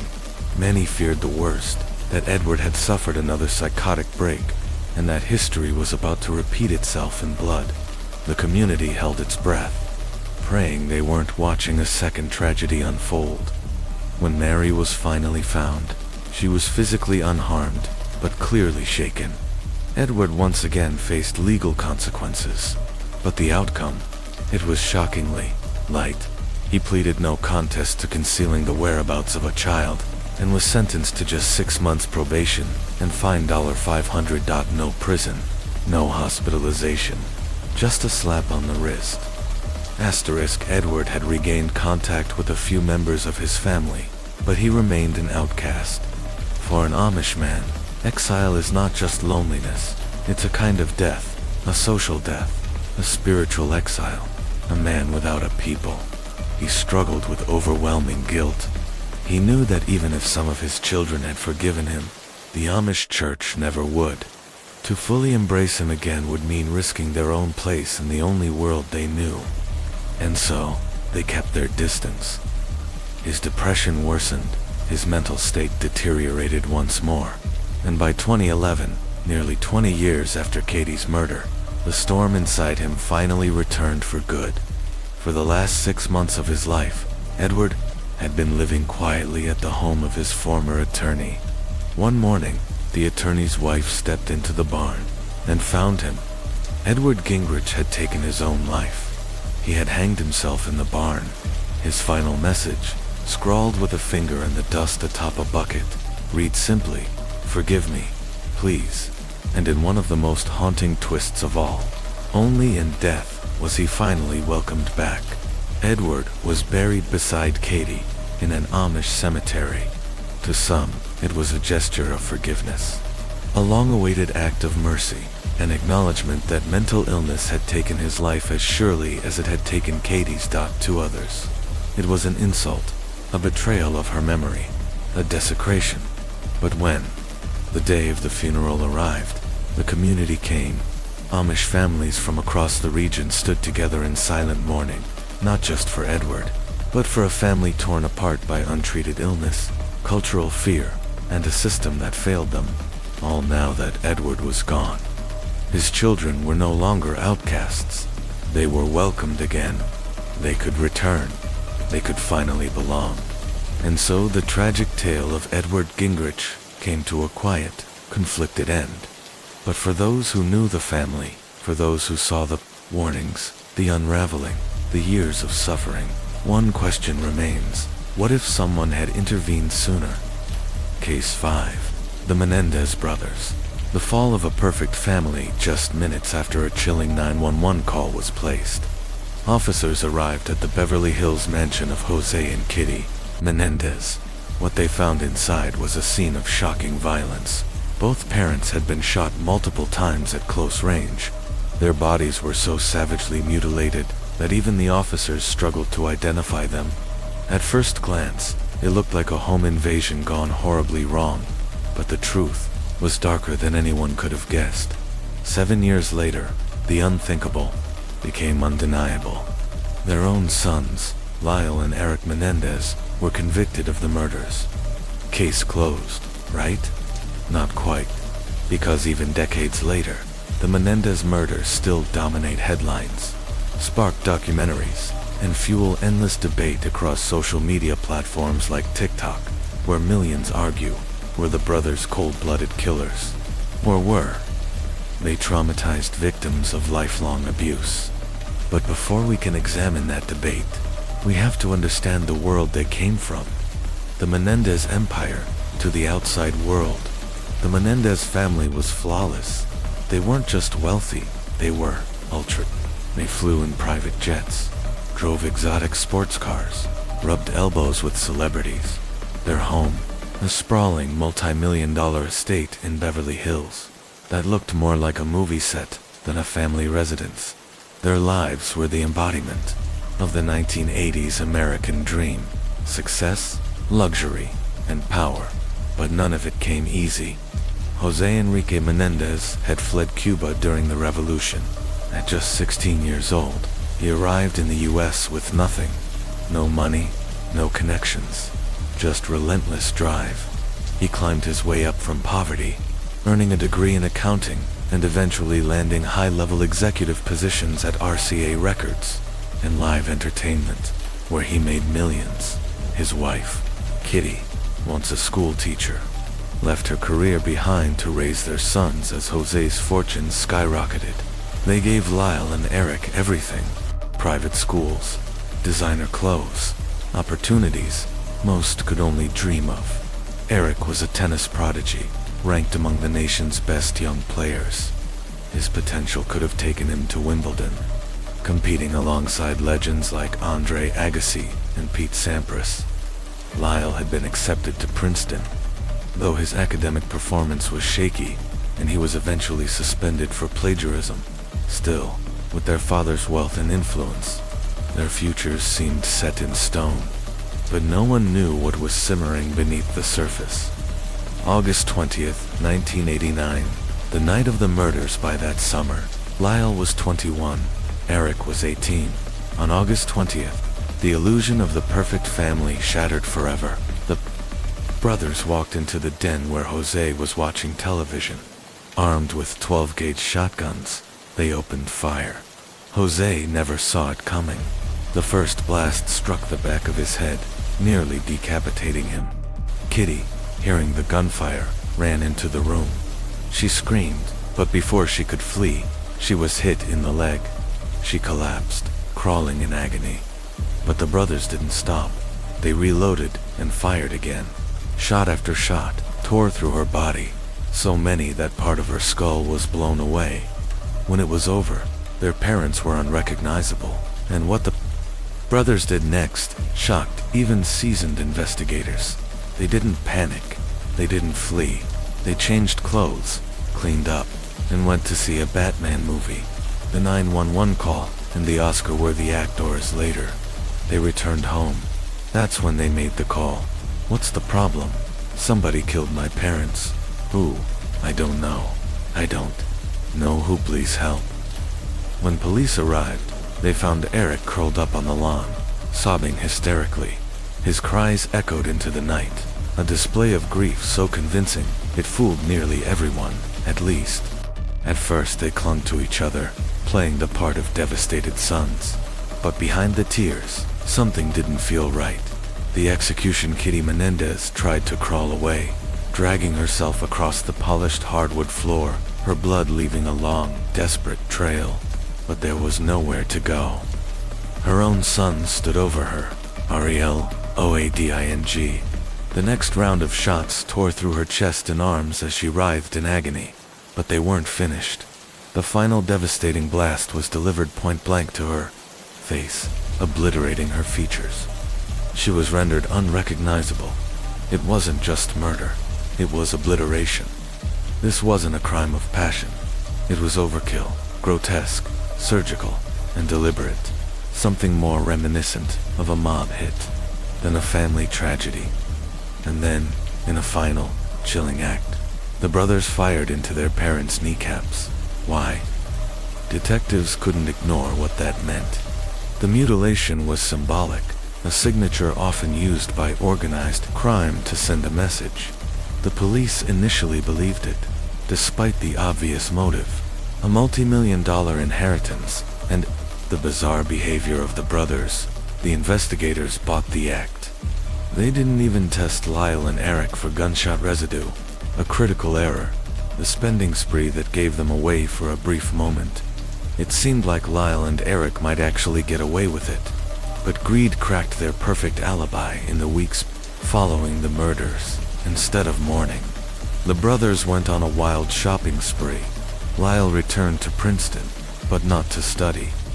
He threw himself into retail therapy, designer clothes, a $62,000 Porsche, and even the purchase of a restaurant. He claimed, "My mother would have wanted this." Eric hired a top-tier tennis coach, began traveling for tournaments again, and was soon jetting off to London and the Caribbean. They dined in Beverly Hills' most expensive restaurants and drove around in their mother's Mercedes-Benz SL convertible Dot. In just 6 months, the Menendez brothers burned through over $700,000. They moved into luxury condos in Marina del Rey and strutted through LA like celebrities. But while they celebrated their so-called freedom, the police were chasing ghosts, convinced the murders were linked to Jose Menendez's business dealings. Asterisk, he had a reputation, cutthroat, cold, and ruthless in the entertainment industry. He had enemies, powerful ones. The staged kneecap wounds fit the mob narrative perfectly. But there was a problem. Nothing had been stolen, no valuables missing, no forced entry. And why kill Kitty, too? The pieces didn't add up. The confession that changed everything, the break in the case, didn't come from the crime scene. It came from Eric's conscience. Unable to carry the secret any longer, Eric confided in his therapist, Dr. Jerome Azil. He laid it all out. The plan, the murder, the cover dash-up. Dr. Azil was bound by doctor-patient confidentiality, but Eric had made one crucial mistake. Dr. Azil had a mistress, a woman named Judalon Smith. She knew about the confession, and in a moment of betrayal, or perhaps out of moral obligation, she went to the police. Now, here's a question for you. If you knew the Menendez brothers had confessed, and also believed they were victims of horrific abuse, would you have reported it? Because that's exactly what Judalon said. She believed them. She claimed they had endured years of sexual, physical, and psychological abuse. And still, she went to the police. The takedown while the brothers lived as if nothing had happened. Law enforcement was preparing to strike. Lyle was arrested first in Beverly Hills. Eric, returning from a tennis tournament in Israel, was arrested upon arrival, and just like that, the perfect illusion crumbled. But the legal battle, it was only just beginning. The tapes that shook America at the center of it all were the therapy tapes, recordings of the brothers' confessions made in Dr. Oziel's office. It wasn't just a confession, it was a bombshell. The defense team fought for over a year to suppress the tapes, arguing they violated doctor-patient confidentiality. But the judge ruled they were admissible, and what was on those tapes wasn't just a confession to murder, it was a portrait of a family in hell. In one recording, Eric described how the idea of killing their parents began as a hypothetical conversation with the therapist. What would happen, they asked, if the dominating, abusive force in your life just wasn't there anymore? It escalated, quickly, from thought to plan, from plan to bloodshed, a house of horrors in court. The defense shifted the narrative. This wasn't about greed, they argued. It was about escape from years of brutal, relentless abuse. Eric and Lyle testified in detail, breaking down the horror behind the mansion's closed doors. They spoke about perfectionist standards, emotional torment, and sexual abuse that began when they were children.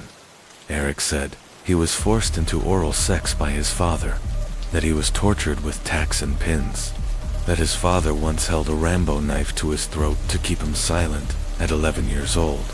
He finally told his brother, "I wanted to stop. I wanted to stop. I wanted to stop. I wanted to stop." He repeated it until the court was silent. Lyle backed his brother's claims.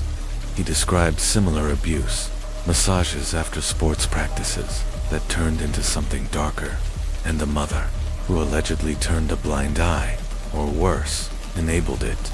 In one chilling testimony, Eric revealed they had found Kitty's suicide note.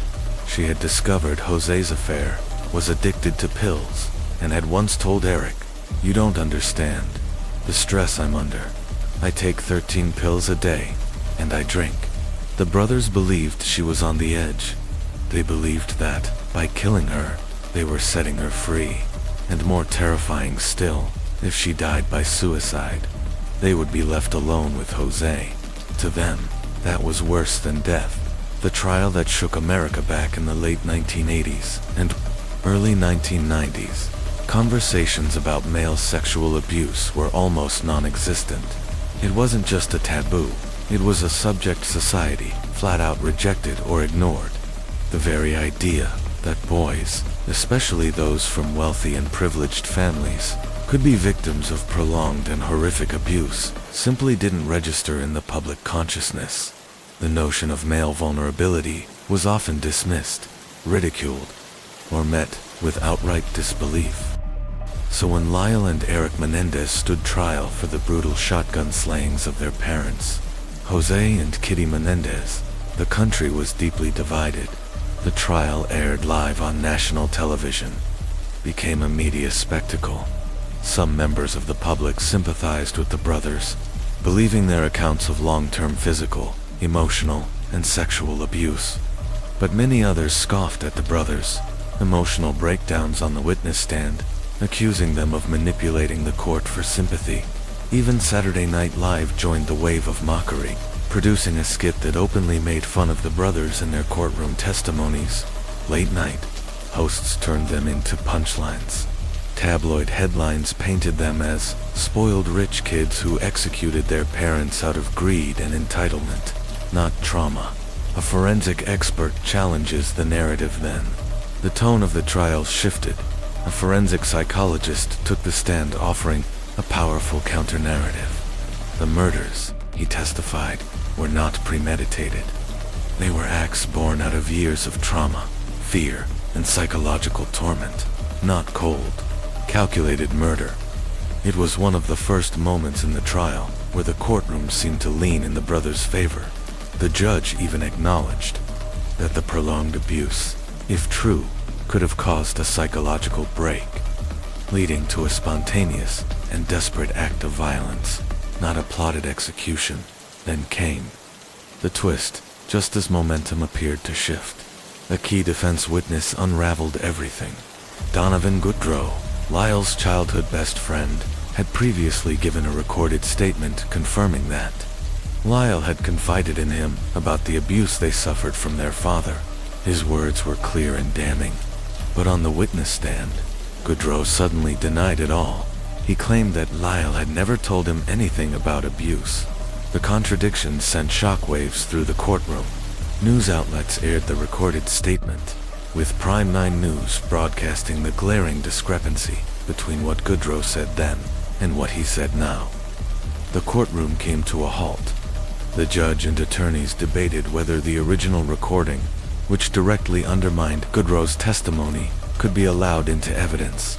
At the heart of the case, a nation-divided public opinion was now more fractured than ever. Were Lyle and Eric Menendez cold-blooded killers, motivated by money and freedom? Or were they victims, pushed to the breaking point by years of unthinkable trauma? When asked to describe his relationship with his father, Lyle didn't hesitate. Brutal, he said. A jury that couldn't decide despite the emotionally charged testimonies and conflicting narratives. Both juries, one for Eric and one for Lyle, struggled to reach a consensus. After weeks of deliberation, Eric's jury announced on January 13, 1994, that they were deadlocked. Just days later, Lyle's jury did the same. The result, a mistrial. Across the nation, outrage, confusion, and debate followed. Some believed the brothers' testimony of long-term sexual abuse should have been enough to reduce the charges to manslaughter. Others were adamant no amount of trauma justified what they had done. A very different second trial by the time their second trial began in August 1995. The media frenzy had cooled. Judge Stanley Weisberg, who presided over the first trial, made a pivotal decision. No cameras would be allowed in the courtroom. Without the spectacle, public interest dropped. The headlines faded. But inside the courtroom, the defense suffered, one blow after another. Judge Weisberg severely restricted testimony about the brothers' claims of sexual abuse, making it much harder for their lawyers to argue that the killings were acts of desperation and psychological collapse.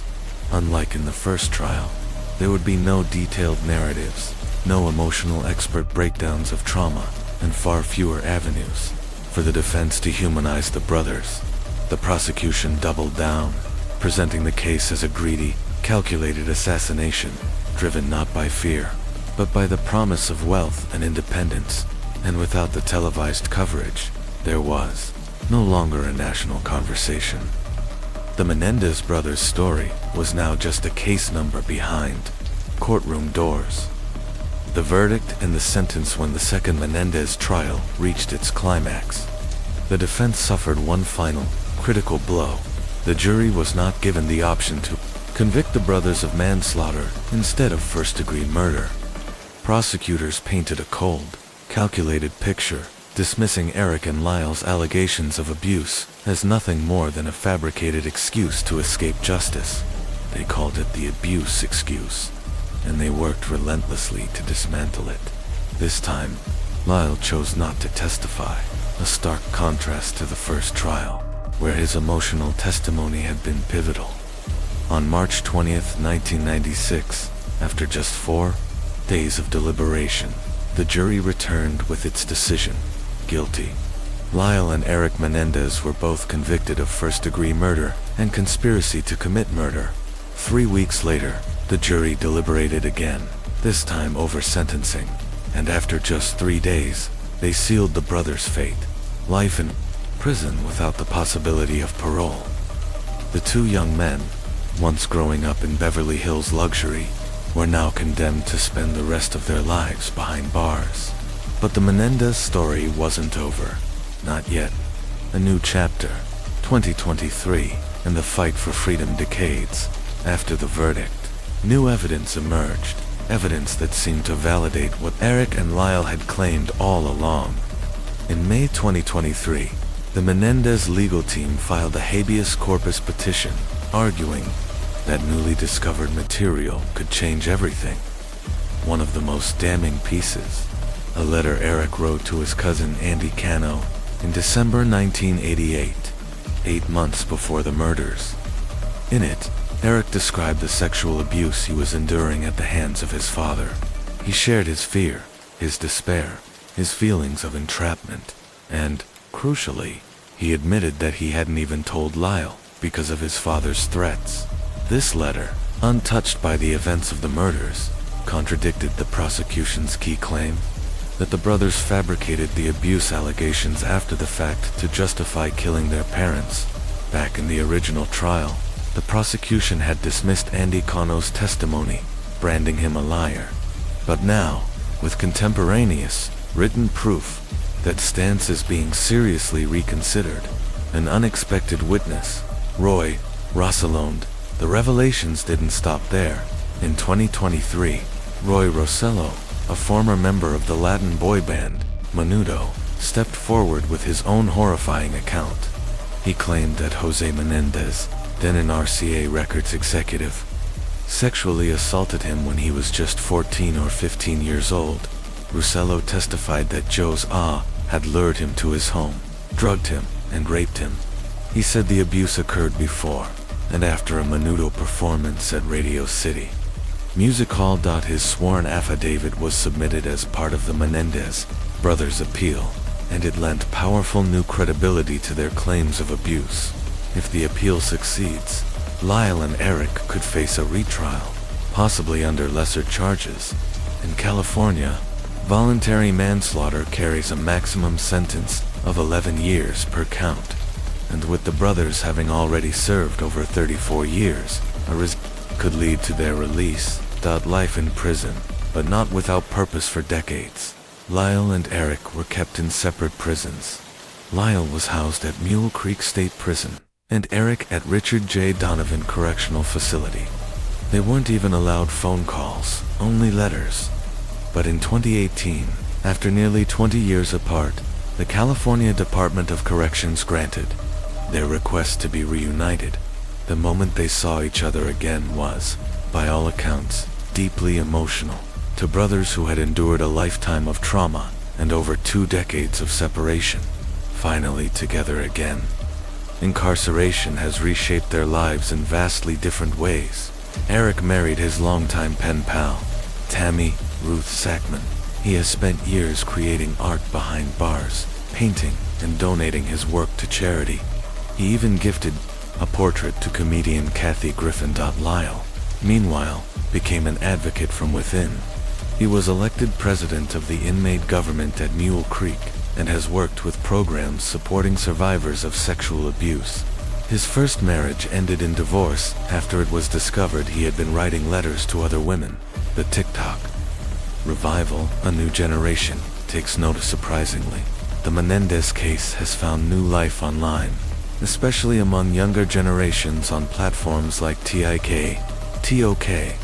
In a world more educated about trauma, abuse, and the failures of the justice system, many young people see the Menendez brothers differently. They see not killers, but victims who were driven by desperation and fear. Thousands have sent letters to California officials, demanding clemency or resentencing. The final question. So, after 3 decades after courtroom battles, media mockery, emotional testimony, and shocking new revelations, one question still remains. Will Lyle and Eric Menendez ever walk free? Or will they die in prison? Their final years shaped not just by the crime they committed, but by the pain they were born into. Case 6. The boys across the dinner table. It started with a fire, flames tearing through a modest home in the quiet town of Cantonment, Florida. When firefighters arrived, they expected the worst. maybe an accident, or perhaps a desperate escape gone wrong. But as they moved through the smoke-filled rooms, what they found was something far darker than fire. On the living room floor lay 40-year-old Terry King, his body twisted unnaturally. His skull had been crushed with such force it was shattered. Beyond recognition, the fire had been no accident. It was a cover-up, staged to erase the evidence of a gruesome murder, and as first responders searched for survivors, they made a chilling discovery. Terry's two sons, minus 13-year-old Derek and 12-year-old Alex, were missing at first. Investigators feared the boys were trapped in the blaze or had been abducted, but that hope quickly dissolved. Within hours, the boys were found alive, safe, just a few miles away. What they said next would shock even seasoned detectives. The brothers didn't run, they didn't cry, they didn't even flinch. Instead, with an eerie calmness, they confessed. They had waited until their father was asleep. They crept into the room. Derek gripped a metal baseball bat and swung, again and again. Then, they doused the house in gasoline and lit the match, a simple motive, or something deeper. At first, their explanation seemed straightforward. They claimed their father was too strict, too many rules, too many spankings, too much control. But something didn't add up. Their statements felt rehearsed, their tone too cold, their faces emotionless. Then the story changed. Now, they said, they hadn't acted alone. A new name emerged, Ricky Chavez, a 40-year-old man who had once been a family friend, according to the boys. Chavez had been manipulating them for months, slowly planting the idea that they didn't have to live under their father's rules, that they deserved freedom, that they could end it all and start over. After the murder, the boys said Chavez took them in. He washed their bloody clothes, fed them, and coached them on what to tell the police. But the story didn't stop evolving. Soon, they claimed it was Chavez who had killed Terry, and that he'd forced the boys to take the blame. Each version contradicted the last, and then came the most disturbing revelation yet. Groomed by a predator in a devastating twist, Alex disclosed that Chavez had been sexually abusing him. He said Chavez had groomed him, manipulated him into believing they were in love, and used that control to push the boys toward violence. What began as a case of patricide now blurred the lines between perpetrators and victims. Asterisk were Derek and Alex simply out-of-control kids lashing out against discipline, or were they two vulnerable boys, exploited by a predator and weaponized against their own father, who was Terry King? Before dissecting the legal chaos that followed, it's important to understand who Terry Lee King really was. Born in Florida on April 17, 1961, Terry met Janet Little at a young age. By 23, they were living together and starting a family. They had two sons, Derek, born in 1988, and Alex just over a year later, but life wasn't kind to the young couple. Financial stress, marital strain, and instability plagued their early years. Eventually, their relationship fell apart, but even after separating, Terry and Janet continued living under the same roof, trying to co-parent their sons, along with Janet's newborn twins from another relationship. Overwhelmed and out of options, they turned to Heritage Christian Academy, a church-run group home. The academy offered a solution: open adoptions. Terry and Janet were told their kids could live with other families while still staying in contact. Desperate and heartbroken, they agreed. Soon after, Janet moved out, leaving Terry alone to rebuild. 8 months later, the academy shut down, and the siblings were split apart. Scattered across foster homes throughout Florida, reunited, and doomed Derek adjusted better than Alex, who couldn't cope with the separation. He cried constantly and clung to memories of his father. His foster parents eventually sent him back to live with Terry. At school, Alex was quiet and withdrawn. He ate lunch alone and made a bed out of 2 chairs just to sleep near his dad. Derek followed soon after, expelled from his foster home for rebellious behavior. By 2001, the brothers were back under Terry's roof. He had found a new sense of stability, purchasing a rental home with a garden and enrolling the boys in Ransom Middle School. For a moment, things seemed okay. The boys were performing above average. They seemed to be adjusting, but on November 16th, they vanished. Terry reported them missing. Days passed. Then he got a phone call. It was Derek and Alex. They told him to stop looking. Terry refused. He went to the media. He pleaded on camera for their return. Then, on November 24th, a break.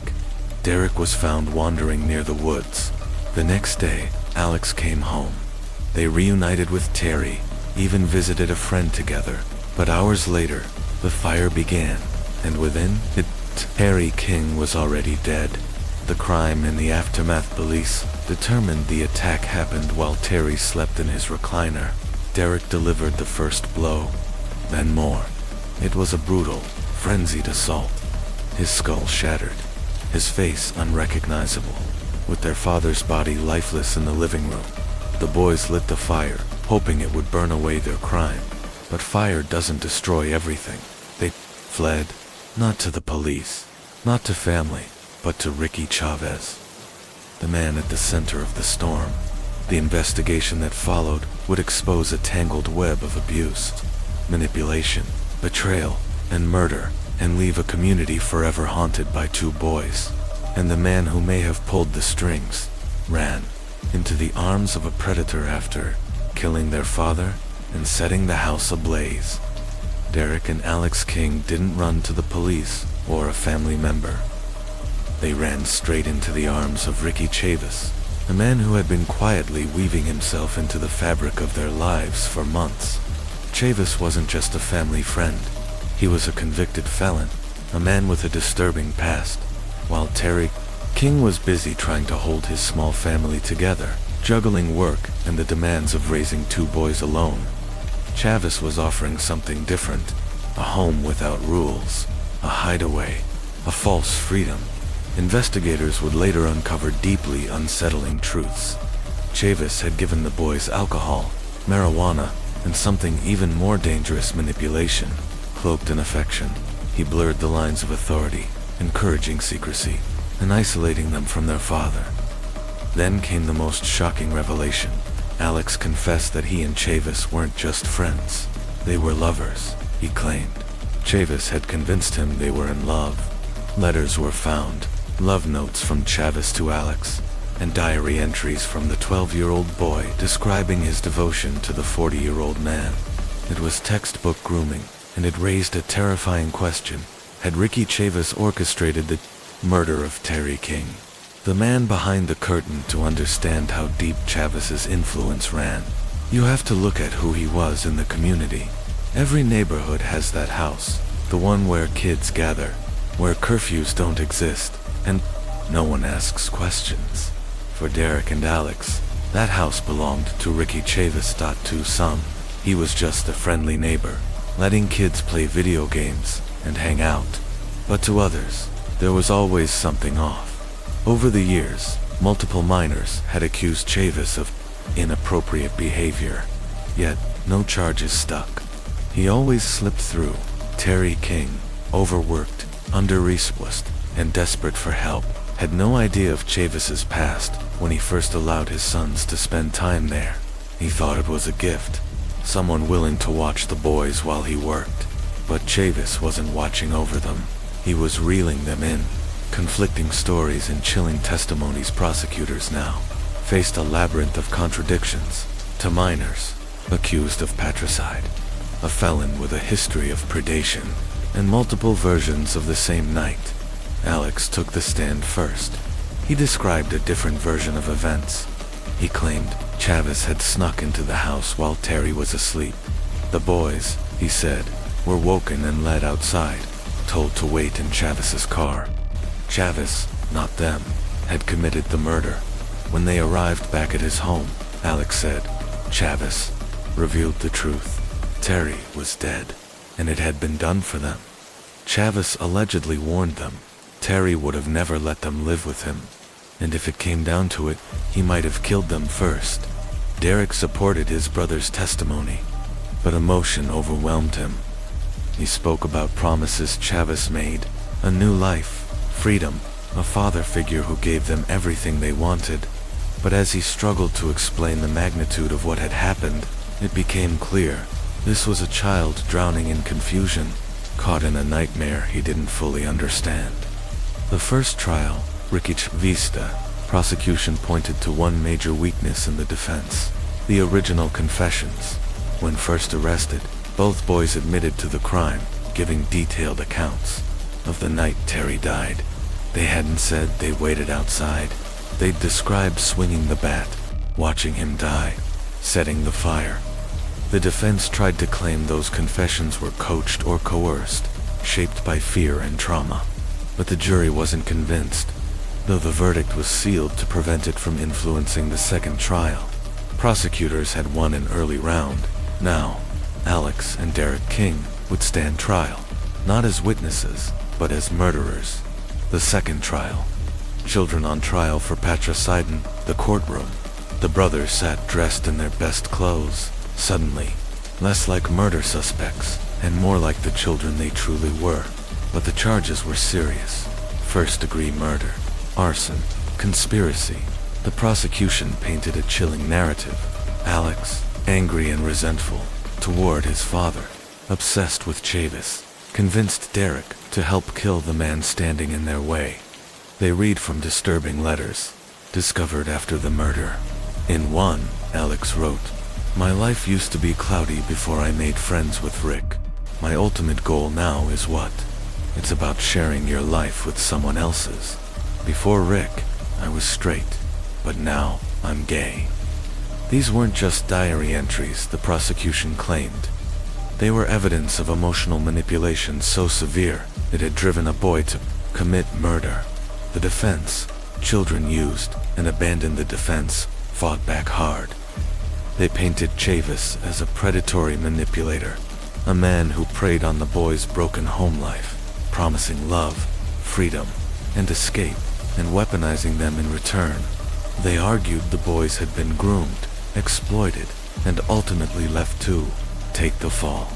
He gave them drugs. He gave them affection. He gave them the idea that Terry King was the villain and himself the hero. And once the murder was done, he sat back and watched them crumble. The verdict in the end, the jury had to decide. Were Alex and Derek King cold-blooded killers, or children twisted by the influence of a predator? After just 5 hours of deliberation, they had their answer: guilty. Their knowledge of the crime scene, their original confessions, their ever-changing accounts. It was enough to convince the jury they had been present for their fathers. Brutal murder. Case number 01561 to be. Verdict: guilty of second-degree murder and arson. Guilty, but with a caveat. We, the jury, find as follows. Count 1. Guilty of second-degree murder, a lesser-included offense, without a weapon. Count 2. Guilty of arson as charged. So say we all. The 6th day of September, 2002. Jury foreperson, Lynn Schwartztu. Separate trials, to nearly identical verdicts. Alex and Derek King were both convicted of second-degree murder and arson. They were barely teenagers, 13 and 12 years old, but would now face the grim reality of incarceration. While most kids their age were simply returning to middle school, it was the kind of case that challenged the boundaries of justice, psychology, and the American legal system.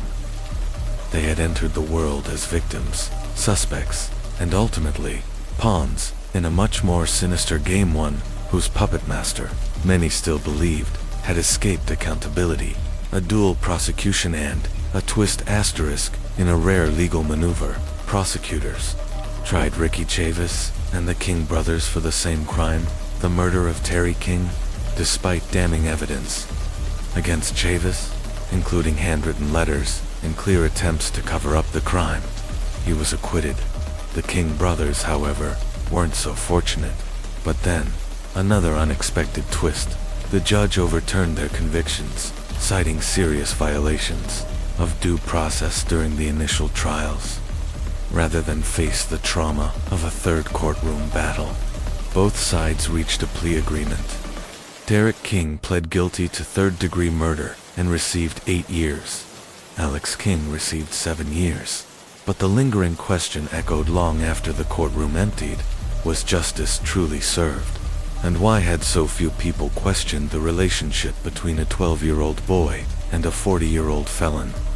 Children sentenced but not forgotten. While Alex and Derek King were sentenced 2 years behind bars, not everyone believed they belonged there. Some still saw them as victims, lost in a system that failed to protect them from manipulation, trauma, and abuse. Among those who remained deeply invested in their fate was Catherine Medico, a journalist who had originally been drawn to their case while researching for a book.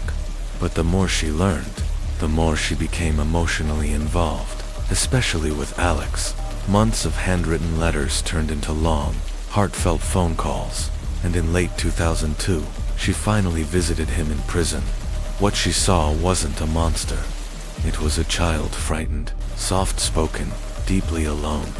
She wasn't the only one moved by their story. In 2003, a group of strangers from across the country banded together to create the King Brothers Trust, an initiative dedicated to supporting Alex and Derek once they were eventually released. Among them was Lisa Drew Elton, who spearheaded the effort, and Dan Daly, a widowed freelance writer from Texas.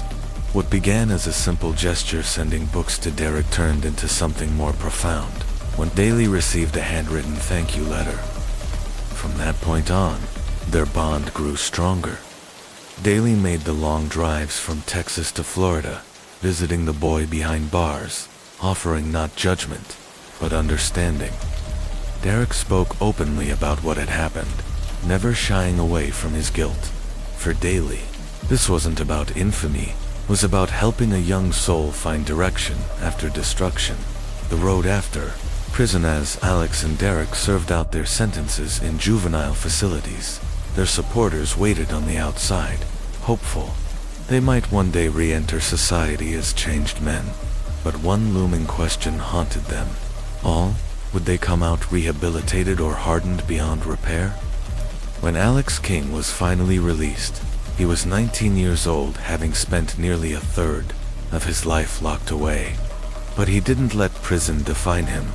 He didn't fixate on the past. Instead, he stepped into a new life, one he never thought possible, supported by a family that had taken him in as one of their own. But reintegration was not without pain. For years, Alex admitted he felt numbed from the world, as though his life was still on pause. It wasn't until a reckless mistake nearly derailed everything that reality truly hit, a risk that almost ruined it. April 2005, just 3 years before his sentence was scheduled to end, Alex King attempted an escape with another inmate. It was an impulsive, poorly thought-out plan. They stuffed their beds to make it look like they were asleep and fled into the night. It was amateurish, and it failed. Alex was caught, disciplined, and placed under even stricter confinement. But, for many who had supported him, the escape attempt wasn't a sign of evil, it was a cry for help. The action of a boy who had spent his adolescence in a cage, still grappling with a life that had never been normal. The escape that wasn't late one night. As the facility slept, Alex King and another inmate crept out of their beds, stuffing them to look occupied. Their plan: slip into a nearby classroom and escape through the ceiling. But they didn't get far before they could even leave the building. They were caught. The escape attempt a complete failure, and this time the consequences were far more serious. Alex wasn't just facing more time in juvenile detention, he was now looking at up to 15 years in adult prison. The news rocked those who had supported him, especially Catherine Medic, who rushed to see him in custody. Visibly shaken, she begged him to understand how deeply she cared. His reply was cold. "You're not my mother," he told her. But Catherine refused to accept that. In her heart, Alex had become one of her own, a child she had come to love and worry for, like any mother would. something shifted in that moment. The next letter she received from him began simply, "Dear Mother." From that day on, he never addressed her any other way. Freedom but not salvation. Derek King was released in 2009, at the age of 20, after serving 7 years. Alex King walked free a year earlier, in 2008, when he was just 18. But freedom did not bring the redemption many had hoped for. While Derek worked to reintegrate and maintain stability, Alex struggled with the shadows that had haunted him for most of his life. His childhood had been steeped in trauma, manipulation, incarceration, and national scrutiny. He was never given the chance to simply be a kid, and that damage followed him, despite support systems and people who cared for him. Alex fell into a long battle with addiction, a battle that his uncle Greg King later said consumed him entirely.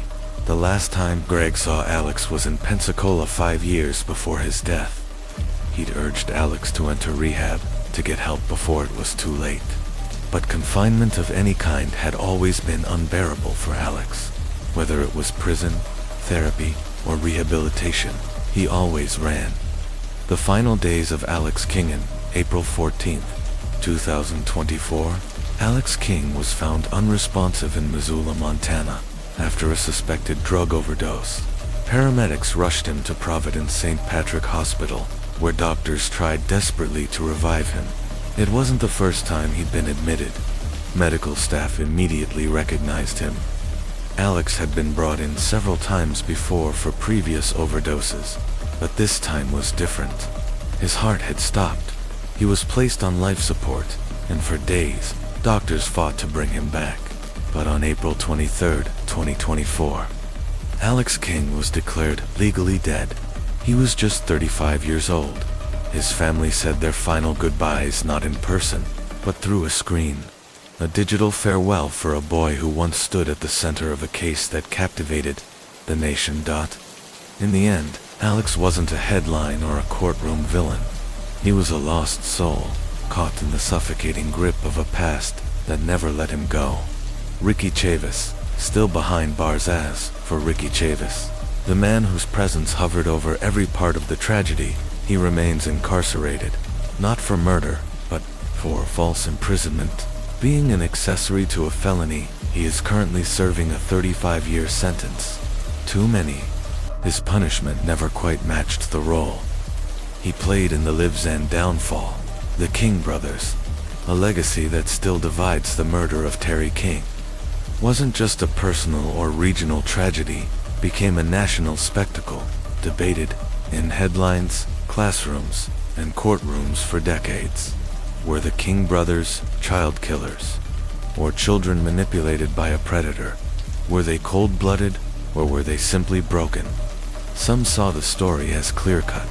Others believed the legal system had failed to vulnerable boys.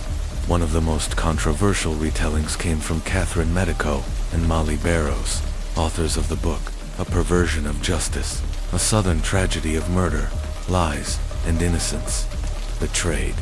The book argued that Alex and Derek were not murderers, but victims' children pushed past the brink by years of neglect, emotional pain, and manipulation. It challenged the courts, the investigators, and the public. Had we gotten it all wrong? Even the prosecutor, David Rimmer, weighed in years later, saying, "There will always be people who believe Derek and Alex are innocent. Just like there will always be people who believe Michael Jackson is innocent." The case in pop culture over the years, the King brothers' story has been revisited across books, documentaries, and primetime TV specials. Most notably, NBC's Dateline, Second Chances reunited the brothers on camera for the first time in years. They spoke openly about that night, the choices they made, and the pain that never quite faded. Evil Kin Season 1, Episode 5, Deadly Darlings delved into the chilling dynamics between Alex, Derek, and Ricky Chavis. American Justice, Season 12, Episode 21, Blood Brothers provided a detailed legal breakdown of the trial's twists and contradictions. Audiences were left to decide, were the King brothers victims or villains? Case 7, The Jacobson family. Tragedy were these boys, monsters or merely pawns in a much darker game. Even decades later, the murder of Terry King remains an unsettling mystery. Some argue that justice was served. Others insist the real truth was buried beneath trauma and manipulation. But what comes next is a case that will leave you hollow. This is the story of a family that had everything: wealth, status, a picture-perfect home in Wellington, Florida. The Jacobsons appeared to be living the dream. But if this series has taught us anything, it's that perfection is often the greatest illusion. Behind the manicured lawns and smiling photographs was a nightmare no one could have imagined, and on what should have been a joyful birthday celebration for two little boys. Everything unraveled, leaving behind a tragedy so harrowing that it shook the nation to its core. A tragedy that forces us to ask, what kind of father pulls the trigger on his own family? To truly understand the path that led to that horrific day, we must go back to 1989, when Neil Mason Jacobson first met Frankie Sue Saloff at a gym in Bayside, Queens. At the time, both were living successful lives in New York. Frankie was rising quickly in the cutthroat world of finance at Lehman Brothers, while Neil had already launched his own boutique mortgage firm on Long Island. From the beginning, they were a power couple, driven, charismatic, and completely enamored with each other. Friends described their relationship as affectionate and deeply respectful. Frankie was said to be entirely devoted to Neil, and in return, Neil was seen as the golden boy, charming, intelligent, and seemingly unstoppable. Their love stories seemed straight out of a movie. Soon, they married and moved into Neil's home in New Jersey. Life appeared effortless. Neil's mortgage brokerage flourished, and Frankie remained dedicated to her high-profile career. Together, they shared passions: bicycling, scuba diving, weekend getaways. They weren't just partners in business and marriage. They were best friends, building a future filled with memories. But there was one thing missing: children. A long road to parenthood. Despite their success, becoming parents proved to be the hardest challenge. Years of infertility treatments brought heartbreak after heartbreak, yet they never gave up. Finally, in 2003, after a grueling emotional and physical journey, their dream came true. Twin boys, Joshua and Eric, were born with two healthy children and thriving careers. Life felt complete for the Jacobsons, but beneath the surface, subtle cracks had already begun to form. Florida bound, the move that changed everything in 2000. Neil's parents, Harold and Goldie Jacobson, relocated to Florida. Though they loved their new home, they deeply missed seeing Neil and their grandsons. They often expressed frustration over the distance. Then, in 2005, tragedy struck again. Harold was diagnosed with cancer. His health deteriorated rapidly, and travel became impossible. For Neil, being so far from his father during such a critical time was unbearable. He made a decision they would move to Florida, even before the relocation. Neil had been eyeing Florida's real estate boom. He purchased a pre-construction condo in Lana, then another. Soon, real estate became an obsession. Before long, he had 3 properties under his name. Frankie was concerned. She questioned the financial strain it was putting on their future. But Neil was determined. He was confident the market would reward his risk. Still, Frankie resisted leaving New Jersey. She loved their home, their community, and the life they had carefully built. But the financial pressure mounted. Their mortgage payments had become unsustainable. Eventually, Frankie relented and the Jacobsons made the move to Florida. Loss, pressure, and a fracturing mind. Shortly after the move, Harold Jacobson passed away. Neil was devastated. He had uprooted his entire life to be close to his father, only to lose him just weeks later. The grief hit him harder than anyone anticipated. Neil's mother, Goldie, later revealed that Neil had battled mental health struggles since adolescence, diagnosed with obsessive-compulsive disorder, OCD, as a teenager. Neil had always put immense pressure on himself to be perfect, the ideal son, husband, and father. Over time, that pressure began to crush him. The unraveling of The years went on. Neil Jacobson's long-standing battle with anxiety only deepened, and eventually, things took a catastrophic turn when the Great Recession hit. Florida's housing market was among the hardest hit, and Neil, a mortgage broker, found himself right in the eye of the storm. The once booming real estate empire he had poured his savings and identity into began to collapse beneath him. The Florida condos he had so confidently invested in were now turning into financial sinkholes. Many were tied to subprime mortgages, and month after month, the payments ballooned, devouring what little stability the family had left. At first, Neil believed he could fix it. He always had. He was the problem solver, the one who landed on his feet. But this time, his optimism wasn't enough. With work drying up, and 4 separate mortgages bleeding their finances dry, Neil and Frankie were forced to dip into their savings, clinging to the hope that the market would recover. It didn't. Debt collectors started calling, bills piled up, and the pressure emotional financial mental grew unbearable. Neil's decisions became increasingly erratic. In a desperate bid to stay afloat, he began chasing risky investments, taking out dangerous loans, and even considering selling off their few remaining assets, each attempt only pulling them deeper into crisis. By the time Frankie made the painful decision in 2008 to stop paying the mortgages on their 3 Florida condos, it felt like surrender. But the truth was, they had nothing left to give. A mind and body in declines, their finances collapsed. So did Neil's health. What started as vague complaints, fatigue, dizziness, a strange fogginess, quickly became a debilitating condition. He struggled to complete basic tasks, lacked the energy to get out of bed, and found himself unable to concentrate. His once sharp mind, so used to making high-stakes decisions, was now clouded and slow.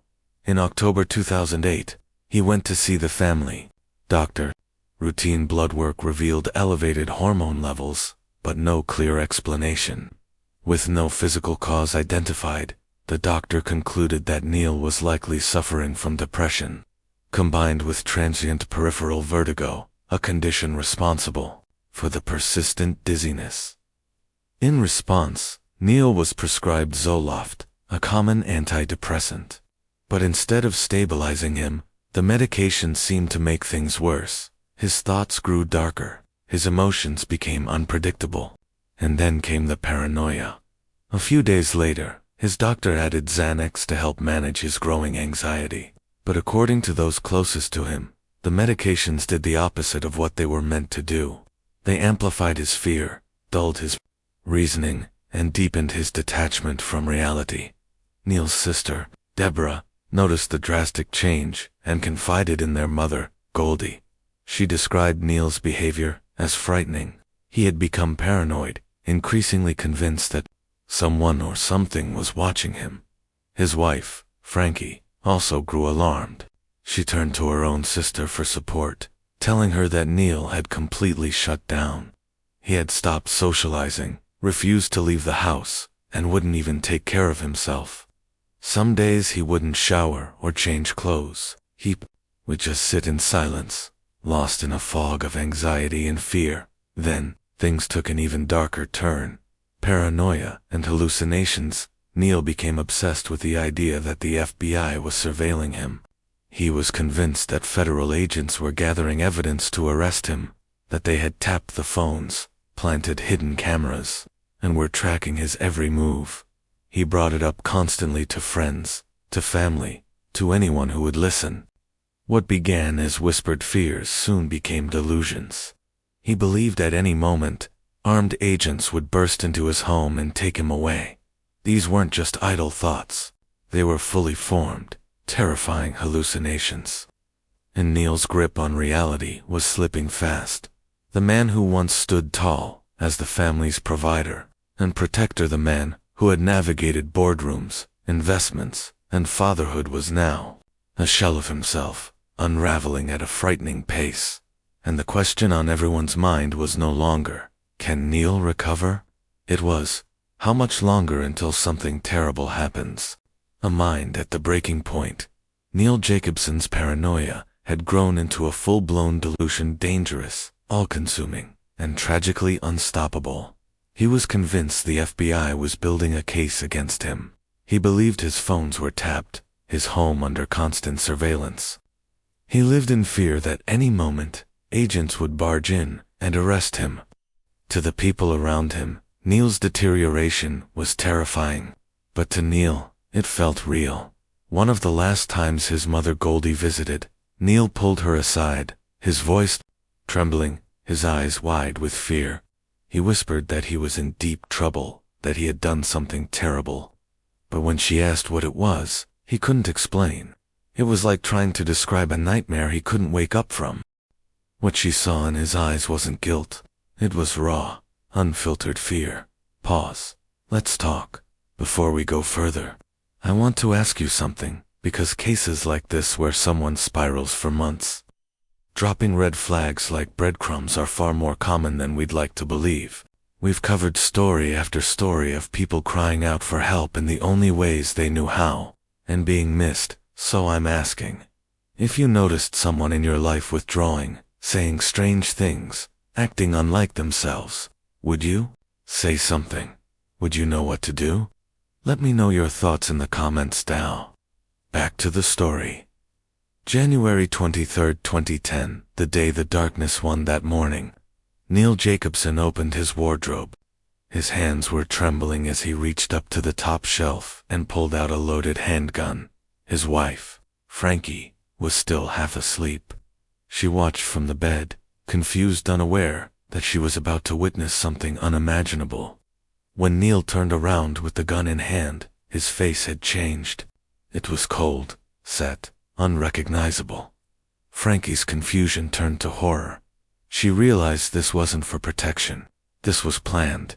In a surge of panic, Frankie lunged toward Neil, grabbing for the gun.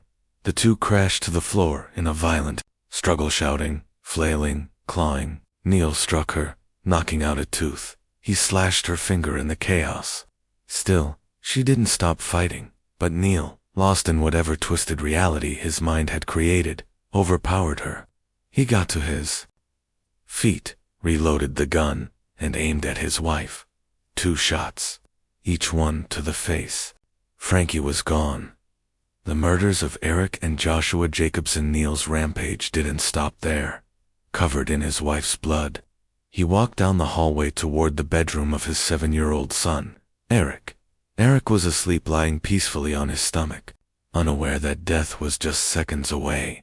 Neil raised the gun and fired 2 shots. Incredibly, Eric survived, but only briefly. Neil grabbed a pillow, pressed it over the boy's face, and fired 2 more times. This time, it was final. Then he turned to his youngest son, Joshua, who was sleeping soundly in the next room. Neil entered quietly, as if following a rehearsed routine. He covered Joshua's face with a pillow, and then 2 shots to the face in minutes.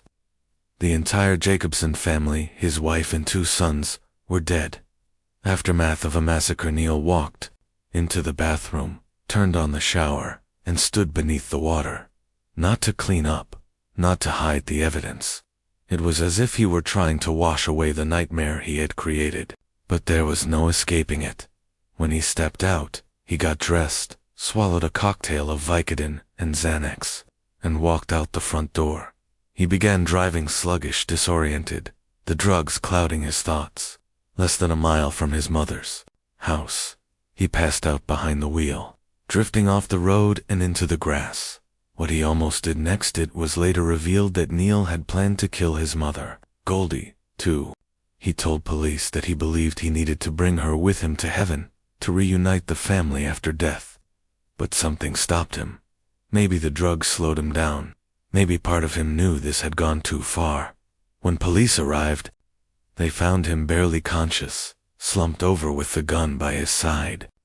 As officers approached, Neil looked up at them and mumbled, "I killed my family." The questions that followed what happened inside Neil Jacobson's mind in those final hours. Was this the tragic end to a long battle with mental illness, worsened by financial collapse and over-medication?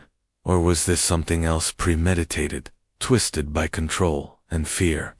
As investigators entered the home, they were met with a scene of unimaginable horror. But the bigger mystery was not what Neil had done, it was why. And as the truth slowly came to light, it would leave even seasoned detectives questioning how no one saw this coming, or stopped it before it was too late. Neil Jacobson, mentally unraveled, or murderer with a plan? Was Neil Jacobson a man shattered by the side effects of powerful psychiatric medication? Or had he meticulously planned the execution of his wife and twin sons? That question would haunt the courtroom, the community, and the entire nation long after the trial ended. A suicide note found inside the Jacobson home only deepened the mystery. It wasn't scribbled nonsense from someone in a full-blown psychotic episode. It was clear, reflective, organized. To prosecutors, it was evidence of premeditation. To the defense, it was a cry for help, scrawled by a man spiraling under the influence of Zoloft and Xanax. A battle of narratives from the outset. Neil's legal team built their entire defense around his mental state. They claimed he wasn't a monster but a broken man suffering from severe depression, crippling anxiety, and paranoid delusions, all of which were dangerously worsened by his prescribed medications. He had become consumed by the belief that the FBI was watching him. He was convinced that financial ruin was inevitable, and that prison was around the corner. They argued Neil didn't act out of hatred or cruelty, but out of pure desperation to support their case. The defense brought in medical expert psychiatrists who testified about the dangers of combining Zoloft and Xanax in high doses. They explained how the two medications can cause extreme mood swings, hallucinations, suicidal thoughts, and dissociation, especially in people already struggling with mental instability. Neil's increasing isolation, his refusal to leave the house, and his hallucinations about being watched, all of it, they said, was evidence that he had lost touch with reality. He had never shown violent tendencies before. There was no history of domestic abuse. He had loved his family, and yet now, he stood accused of slaughtering them in their sleep. But the prosecution told a different story. They didn't see a man broken by medicine. They saw a man backed into a corner and choosing to kill rather than face the consequences of his financial collapse. They painted Neil as methodical, deliberate, cold. He had retrieved his gun, loaded and reloaded it multiple times. He had targeted each family member in sequence: his wife, then each of his sons. He had ensured no survivors. That, prosecutors argued, was not confusion. That was control. And they had evidence to back it up. That suicide note, the one the defense claimed was a result of mental deterioration, didn't read like the product of a delusional mind. It read like a plan. Voices from the edge. Witnesses testified to the growing signs of Neil's unraveling. His sister, Deborah, described how he had become obsessed with the idea that federal agents were following him. His wife, Frankie, had confided in her sister that Neil had become withdrawn, erratic, and unrecognizable. He had stopped showering, refused to leave the house, barely spoke. And just days before the murders, he had turned to his mother and said, "Mom, I love you, no matter what happens." At the time, Goldie Jacobson didn't think much of it. But in hindsight, that one sentence would echo in the courtroom with terrifying clarity. A tragic verdict. The trial dragged on as both sides fought to define Neil's actions. Was he out of his mind? Or was he fully aware of what he was doing? The defense pleaded with the jury to see a man undone by desperation, a man whose mental state was hijacked by medication. But the prosecution was unmoved. No mental illness, they argued, could justify what Neil had done to his wife and 2 children.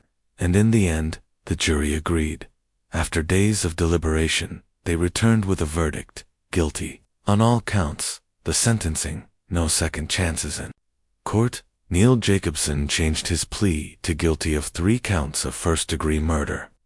The judge handed down a sentence that echoed with finality: life in prison, without the possibility of parole. During the victim impact statements, Frankie's sister stood to speak. Her voice trembled as she said, "There's not a day that goes by that I don't hear my sister saying, 'Good morning, Sherry. What are you doing today? What did you eat for breakfast?' But now, ... it's never a good morning." Neil didn't look up. He sat hunched, staring at the floor, never once meeting the eyes of the people whose lives he had shattered. Unanswered questions even, after the gavel fell and the cameras left the courtroom. The case left behind a trail of painful questions. Could this had been prevented if Neil had been prescribed a different treatment? Were the medications truly to blame, or just a piece of a much darker puzzle? Was this the result of untreated mental illness, or the final act of a man who couldn't face failure? No one could say for sure. What was certain, however, was this: a mother and 2 innocent boys were murdered in their sleep, and nothing, not prison, not medicine, not even answers could ever bring them back. But now, I want to hear from you. What truly drove Neil Jacobson to commit something so horrifying, something so irreversible? Was it the crushing weight of financial ruin, the overwhelming fear of failure that he simply couldn't outrun? Was it the dangerous combination of antidepressants and anti-anxiety medications that clouded his mind and severed his grasp on reality? Or was there something much deeper, something broken within him long before the pressures began to mount? A darkness that no amount of love, success, or stability could ever keep buried. Let me know your thoughts in the comments, because cases like this, where a loving father becomes the architect of unimaginable tragedy, don't just haunt the courtroom. They haunt all of us. And sometimes the hardest question to ask is the one we can never truly answer. Why?